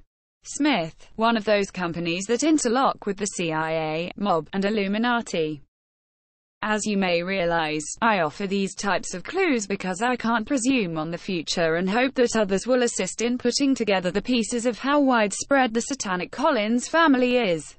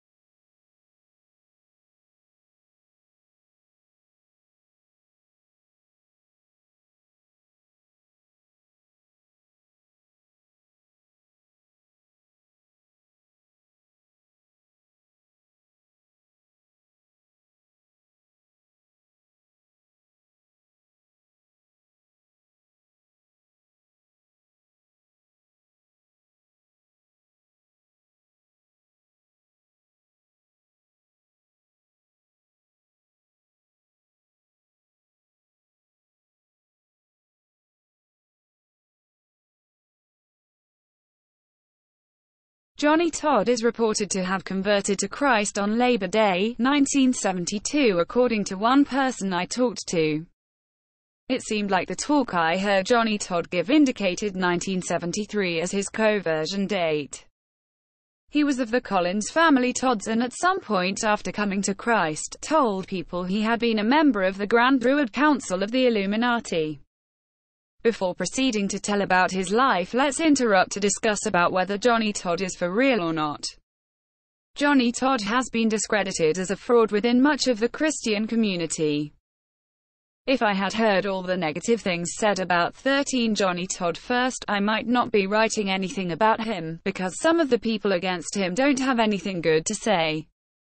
However, I heard tapes of Johnny Todd speak before I heard the negative things about him. What has taken me years to understand, he went item by item and discussed. I have tried to understand what Johnny Todd did to get discredited, and the central issue seems that a tape he made after he was converted had his voice saying a satanic ritual. I must warn the readers that I haven't gotten to the bottom of who Johnny Todd is, but I was able to ascertain several things. Even the people who feel Johnny Todd was a fraud admit he had to have been in Satanism. They simply claim he wasn't as high as he thought. Every negative thing that has been said toward Johnny Todd that has any substance that I have been able to hear can be explained away very easily if a person understands MPD. If Johnny Todd was who he claimed he was, then it is an absolute given that he had MPD, because that is part of the training, part of the preparation necessary to become part of the Illuminati hierarchy. In other words, the negative things which appear to be insurmountable obstacles to his credibility, may actually, if people knew what being involved with the Illuminati is like, be items showing his authenticity. Further, it appears that after his conversion to Christ, he received so much lack of understanding and persecution from Christians that he backslid for a period of time, but was brought back to Christ by the repeated message, Jesus loves you. The clincher was listening to the man. After having done years of research and hearing someone tell me much of what I learned the slow and hard way, was very exciting. The man speaks like someone who knows Satanism and the satanic hierarchy, and knows it firsthand. I have listened to many Christians speak on Satanism, and on a scale of 0 to 100 most of them are about step 1. Todd, in my opinion, from the talks I have heard, rates around an 80. If he is such a fraud, why is what he is saying such superior information than all the other people? People claim he simply borrowed from other people, but that doesn't hold water. I know of no one else who has openly talked about the Collins family. I could be wrong, he may not be legitimate, but I feel so strongly from what I have experienced that I honestly believe that the man is just what he says he is. And in that case, he is one of the highest satanic hierarchy people to defect to Christianity who have been willing to talk. Johnny Todd is not talking now. The establishment got him put into prison in South Carolina. Ex-Illuminatus explains how the Illuminati framed him and put him in prison. This article comes from a tape which was made by someone who is a part of the Collins bloodline, one of the top 13 Illuminati bloodlines. I transcribed this tape onto paper, because I feel it deals with an important person and some important issues. Christians need to realize that what happened to this man who left and tried to expose the Illuminati, is what is in store for many other Christians, that is prison. The Be Wise as Serpents book had an entire chapter on the concentration camps that are already built for Christians. There are friends of mine who feel very convinced this ex-Illuminatus is the real thing, and that he was really part of the Illuminati. Then, there are some who feed he is not for real. There has been an intense program of discrediting this man which was orchestrated by the Illuminati and their plants within the Christian people. I have listened to both sides of the issue, and then listened to the man himself, and I am convinced he is for real. I believe he was really part of the Illuminati. That was this author's conclusion, although I'm not so firm that I wouldn't bend if new evidence confirmed differently. I have listened to hours of accusations that were leveled against this ex-Illuminatus even before he was framed, and most if not all amount to nothing. When I have asked people what their objections were to this man, they have said they are convinced he was a Satanist but that they doubt his Illuminati credentials. That the man is part of one of the most powerful bloodlines in the world, the Collins family. Whether he got high in Illuminati can be debated, but if he were in Satanism, which many acknowledge, he would have almost certainly been taken into an Illuminati coven. 14 Message from a Hierarchy Survivor Feb.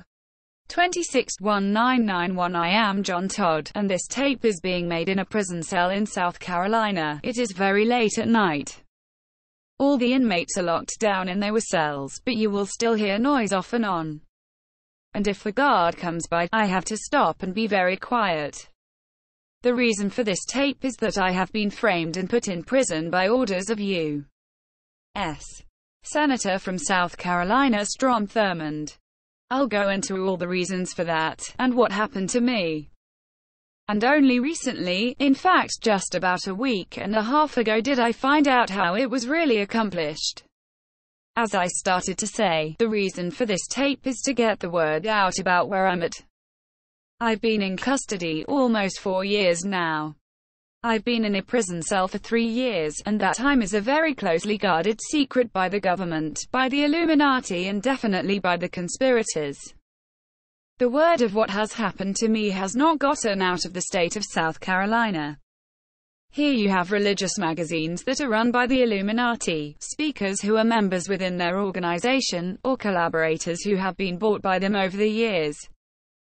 Many of them who would consider themselves to be personal enemies of mine because of exposes which came out about them by me in the 70s, early 80s. Yet, not one of them has said a word, although they all know about it for fear that the true believers that are out there will find out what has happened to me. When I was arrested, one of the few things that was taken from my apartment was my files containing my mailing list. These were taken by the police, although they had nothing to do with the case I was supposedly being charged with. And 2 years later, when we went through a lawsuit to get everything back, this was one of the few items that did not come back. They just vanished, just disappeared. The reason for it was the reason for taking the 2 personal address books that I had. One I carried in my billfold for such an emergency, and one was in my library shelf, were taken by sled also. This was hopefully to keep me from contact with anybody who could help me obtain legal services or whatever. I want to go into the case very carefully, very diligently. One of the things that seems to be very frightening to Christians is that such a thing could actually take place. Many who knew I was innocent could not believe that I had been found guilty. Not so much that because it just wasn't there, it didn't take place, so therefore even the manufactured evidence wasn't even there. They just couldn't believe that a child of God in this country could go to prison. I had stopped and came to the door. I can't let this tape be known that it is being made, or it would never get out of here. I want to say this now before I go on: whoever receives a copy of this tape, I'm asking you to make a copy or copies and get the word out. Make phone calls. Let people know what has happened to me. Let them know that they can be of service to get me out of here.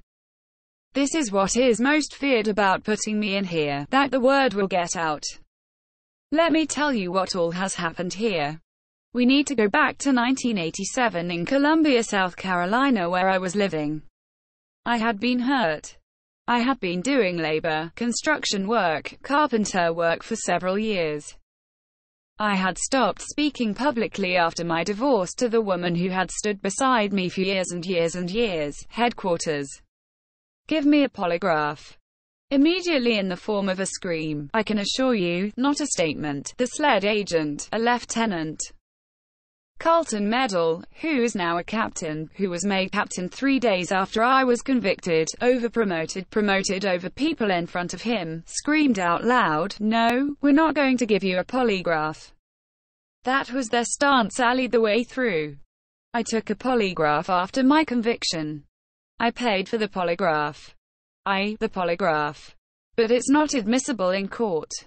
Now they took me PM going to go through this also, you can see. Immediately, I knew this whole thing was a frame. I wasn't sure what they were up to, but let it go. The solicitor said he wanted to have my apartment searched for evidence of the rape, and that he could get a search warrant, but they would prefer that I allow them to search. And he says, "Yes, I will allow you to do it." They really didn't have a choice in this matter. I was asking for my attorney and they were supposed to. They took me in the hospital downstairs to the security room. I didn't know this at the time, but out of the 17 arresting officers that were SLED there, 5 were lieutenants in the room with me out of the 26 lieutenants of the state. That's unheard of. Plus the head solicitor. It gets better. They take me into a room. The solicitor calls my attorney. I still didn't realize who he was or anything. He called my attorney. I-15 spoke with my attorney. He told my attorney that if he allowed me to sign this thing. And then again he told that they didn't have a search warrant, which was a lie. The search warrant was limited as to what they could have took from my apartment. They weren't interested in anything in the rape, as you will find out. They were interested in other materials, which they could not have took under the search warrant. So they told him they will take me straight to jail, they will go to my apartment, and search it. I signed it. They took me to my apartment. They had lied to my attorney. They proceeded to box up 3 30-gallon plastic trash bags and 4 boxes with material. Nothing, except 3 knives that they claimed they were trying to find the knife which was used in the rape.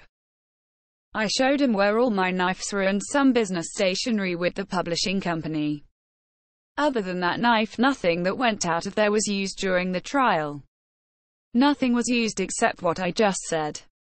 Everything else was business material, printing concerning my past ministry, or the ministry I was involved in, which was the newsletter. The whole time I was there I was not questioned about sexual assault as they put it. I was only asked questions about the Christian underground. I want to stop and explain that. There is, though some of you might find it shocking, there is an underground in the United States, a Christian underground.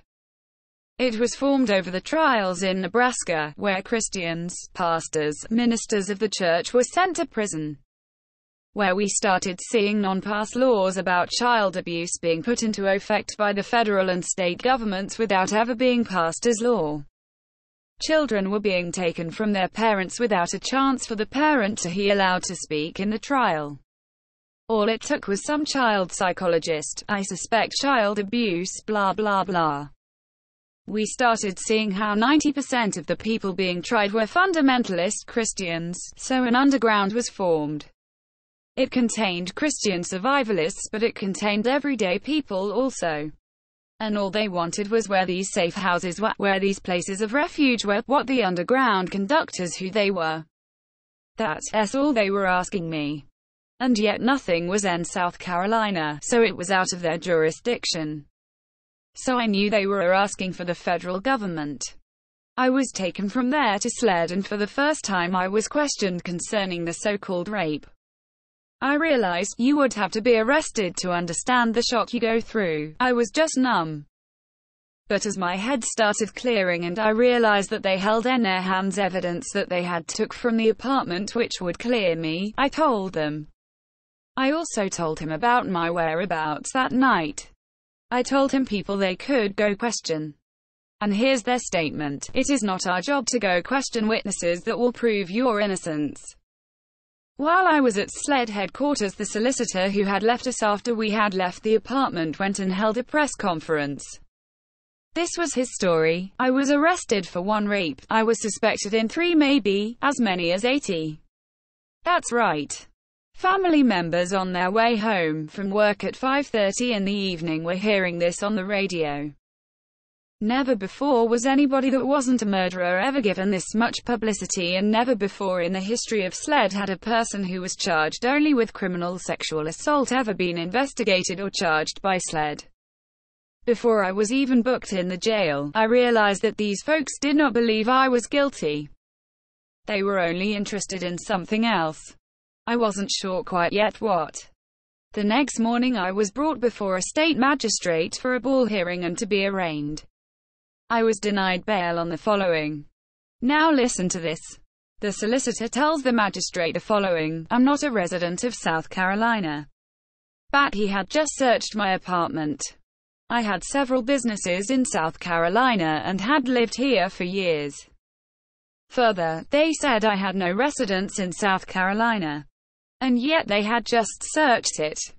3. They said I had a passport and they were worried I'd flee the country. The passport had been taken from my apartment and had expired on that very day on my birthday of 1967, and they knew it. The next statement was that I had no visible means of support. And yet they knew that I did. And the last one was that I had no family members in South Carolina, and yet I had children right here. As I tried to tell the magistrate this was all incorrect, he wouldn't hear it. I had not yet realized that I was on the front cover of the state newspaper. Now the state newspaper is the newspaper in Columbia. It had a coned newspaper called The Record, which does not exist now. They have combined them. The newspapers print whatever the authorities want them to print in this state. The interesting thing in this was that it started to go into my military record. Now the Illuminati and collaborators in the Christian church have bled to discredit me for years. Mainly they have said that I have lied about my participation in the military, what I was involved in, that I was in Vietnam, or any of this. During the next several days, the state became very upset at the U.S. military because the U.S. military sold I was 16 involved in a military group in Vietnam called Phoenix, and that all members who were in Phoenix, their military records were sealed and in Langley, VA, with the CIA. That is what I have said for years and years and years. And after all this, thousands and thousands of dollars paid to the collaborators within the Christian church, to Illuminati collaborators and plants have put out about me. This newspaper, which was trying to harm me, destroyed it in a matter of days. I'd buy Christianity Today, and logos and all these others for over a year, was just blown away in a matter of moments. Over the next 2 weeks, it went from I was suspected of 80 rapes to 100 rapes. Every day the solicitor was holding a news conference. Every day I was smeared in the news. In fact, when they realized that either what they could frame me if was falling apart on him, they proceeded to take my picture and put it on the television. We know he has done all this. Would anybody who has been followed by this man please come forward? They broadcast my picture all over the state. And I imagine I was told hundreds of crank calls, but nothing ever came out because nothing had ever happened. The problem was, and we're only guessing here, is the solicitor had been tricked by SLED. The solicitor really believed this. And he thought it was a high publicity case and it blew up on him and he was embarrassed. But he was being asked, we uncovered this. This is how it went before my arrest. And I think you will be surprised by the lies, or irony, in all this. SLED took statements from Merrill Blackburn 2:30 a.m. Sunday morning 17th I'm sorry, May 18th Monday morning, Elm sorry. It was actually Monday morning, May 18th at 2:30 in the morning. They arrested me at 3:30 in the afternoon. After taking statements, a close friend of Strom Thurmond, who was sexually involved with the woman, who was all these women's bosses, came down to SLED headquarters, went with them to Solicitor James Anders' office, and told Anders he wanted me sent to prison. He didn't care how. He then went to the state magistrate and got a warrant signed. This politician, who lived hundreds of miles away, came down here for that precise purpose and was involved. His name was Larry Martin. Now the reason that Strom Thurmond hated me, in case you're familiar or not familiar with this, is that when I was living in California working with Chick Publications and preaching very heavily in agents for the Bob Jones University. Now the first thing that Bob Jones University did was to deny that Thurmond was a Mason. But Thurmond wouldn't go along with it. He knew he was too well known as being a Mason. So he came out and tried to defend Masonic beliefs that Christians can be that. It blew up on him. And he became so outraged that even though Bob Jones University was always calling me a liar, constantly calling me a liar, constantly trying to hurt me, they had to ask him to step down. Lie was not removed. He was only placed to the non-voting Board of Regents, and, believe me, he still had all of his power. At that lie, I was told Thurmond is going to get you for this. I made a major mistake. I didn't pray about this. I met, and I let people, supposedly Christian people, talk me into moving to South Carolina. These were the first people to desert me when all this happened. Now the interesting thing about this was all through this the only thing they had was this woman's statement. And it came out that woman had first went to the sheriff's department and the sheriff would not believe her because it had been she was talking about so far back that she admitted on the stand that she never had told anybody, that she had never sought medical help. There were some things that I don't want to testify, I don't want to say on this tape because it might offend people, but things she described that night would have required her to receive emergency treatment in order to stay alive if it had really taken place, and yet she said she was not hurt, not damaged, was not bruised. She was not cut. She was not harmed in any way. The situation was this: I was held for 9 months in custody awaiting trial. The speedy trial law here was totally disregarded by the judge. The reason I was held so long is this woman moved out of state, didn't want to come back to the state. It was not I believe this, it was not really a conspiracy in the beginning. This was a woman who wanted revenge for being fired. When it got out of hand, she didn't know who she was dealing with. When it had gotten out of hand and become so publicized and she saw all these people running around trying desperately to do me in, she ran away. See, what happened was that when she went to SLED, they typed my name into the computer that they have there. They 17 have what they call a blacklist, a hit list that the politicians in South Carolina put people on. When my name popped up, it became a field day and it just became too much for her, and she left, and they had to force her to come back. Now, whether she was honest with them or whether they really knew what had happened or what, I do know. But they completely changed her appearance for the trial. They dyed her hair, they put her in different clothes, they restyled and cut her hair so that this was how much she changed.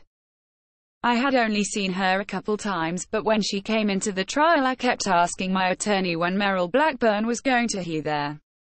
I did not recognize her. That's how much she had changed. And so people who would have seen her that night, which were alibi witnesses of mine, would not have been able to perfectly identify her, was the plan.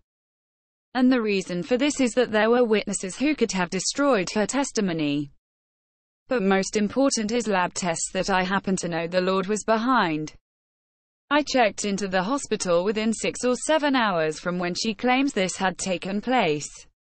It was supposed to have taken place Mother's Day weekend of '87 and like in the wee hours of Saturday morning. And Saturday afternoon around lunchtime I was checking into the hospital. The test on admittance was this test for alcohol and drugs. Now this woman didn't know that. SLED and the prosecution didn't know that. And this woman claimed in her affidavit that I had forced her to drink and to take drugs, and that I was drinking and taking drugs along with her. The urine analysis totally proved her to be lying. There were no drugs or alcohol in my system.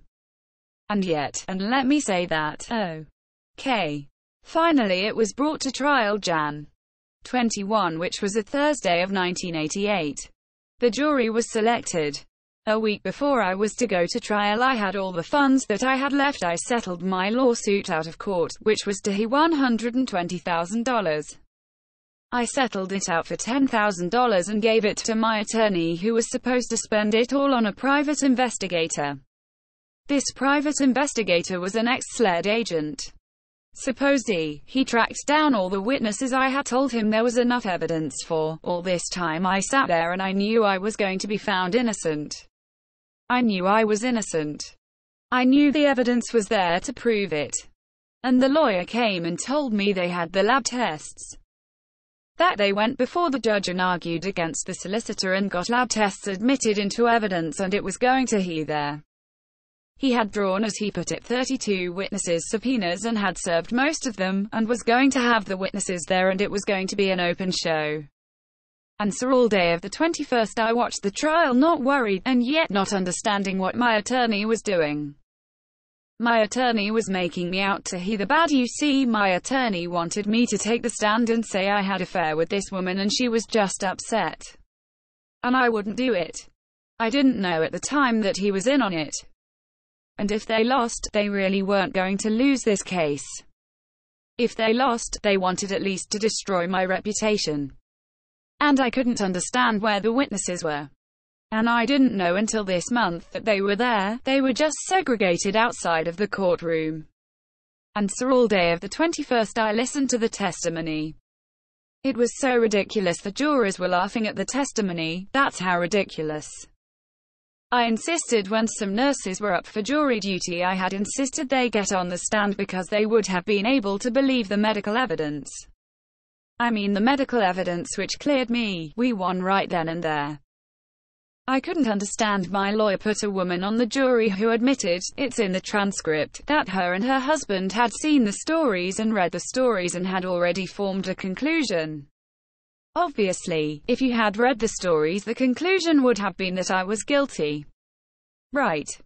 And as far as the public knew, I was still being suspected of all these, 100-something rapes, and nobody knew these didn't exist and nobody knew they didn't go anywhere. So as this jury took, I couldn't understand it. He said, "Oh, don't worry, it will be all right, I know what I am doing."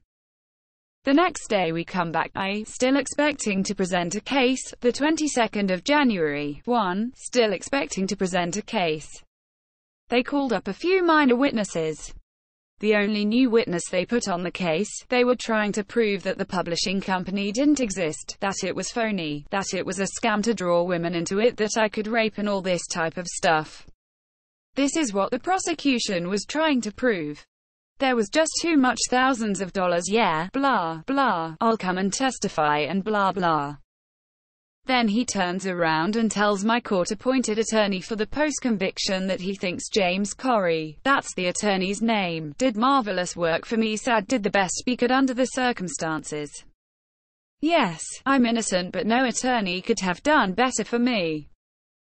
Making himself a witness who wasn't usable, but he didn't show up for the trial though he promised. This pastor had files, word unclear, in his hand to set me free and refused to use it. I'll let you draw 18 your own conclusions as to why.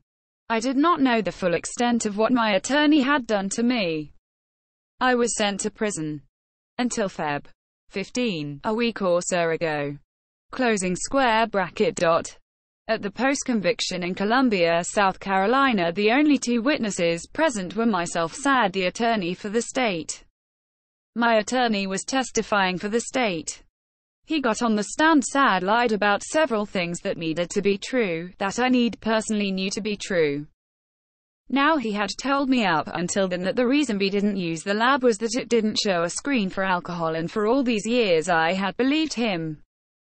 On the stand, however, knowing that it might come out, he revealed that it did show a screen for alcohol. And B couldn't give a good reason why he didn't use it. That and also the time I found out that all the witnesses subpoenaed were sitting outside the courtroom the whole time for 2 days. Sad he never called them. Then the court-appointed attorney asked him, would this witness had contradicted Merrill Blackburn? Would this one? Yes. Would this one? Yes. On and on for the whole time for 2 days, and B never. Closing square bracket dot. And the court-appointed attorney kept asking him, would this have contradicted Merrill Blackburn? Would this one? Yes. And would this one? Yes. And on and on. And yet B kept saying it wasn't important to present that. It wasn't important that there wasn't any witnesses. According to law, the lawyer can refuse to call witnesses. However, the Constitution says I have a right to have witnesses there. Under South Carolina law, an attorney can override the defendant and not call the witnesses. And that's what they did to me. So in essence my constitutional rights owes blank pause, so I was sent to prison without being able to produce any witnesses. Now we left the post-conviction hearing on February 15 knowing that it was lost, knowing that it was rigged from the very beginning. About the most major point why my attorney threw the case. The judge cut me off. We could have documented it and proved it. Testify. In essence, he took our defense away by not permitting me to testify at all about it. Again, no fair trial. He said, I will let you know in 3 days. But we knew at the time, it was pretty much open and shut. But then I pretty much knew that in no state court would any court-appointed attorney was I ever going to get anywhere. This attorney should have subpoenaed Rev. Randall. Sad put him on the stand. Sad B refused to do so. Again, not calling witnesses. There was another brother named Joe in Charlotte who was a major witness in the case. He would alone got me a new trial, but stating that I had called him from the jail after the first day of the trial and told him I needed him to be a witness at the next day, for him to take off work to come on down to Columbia and testify. He then called my attorney and my attorney told him not to come.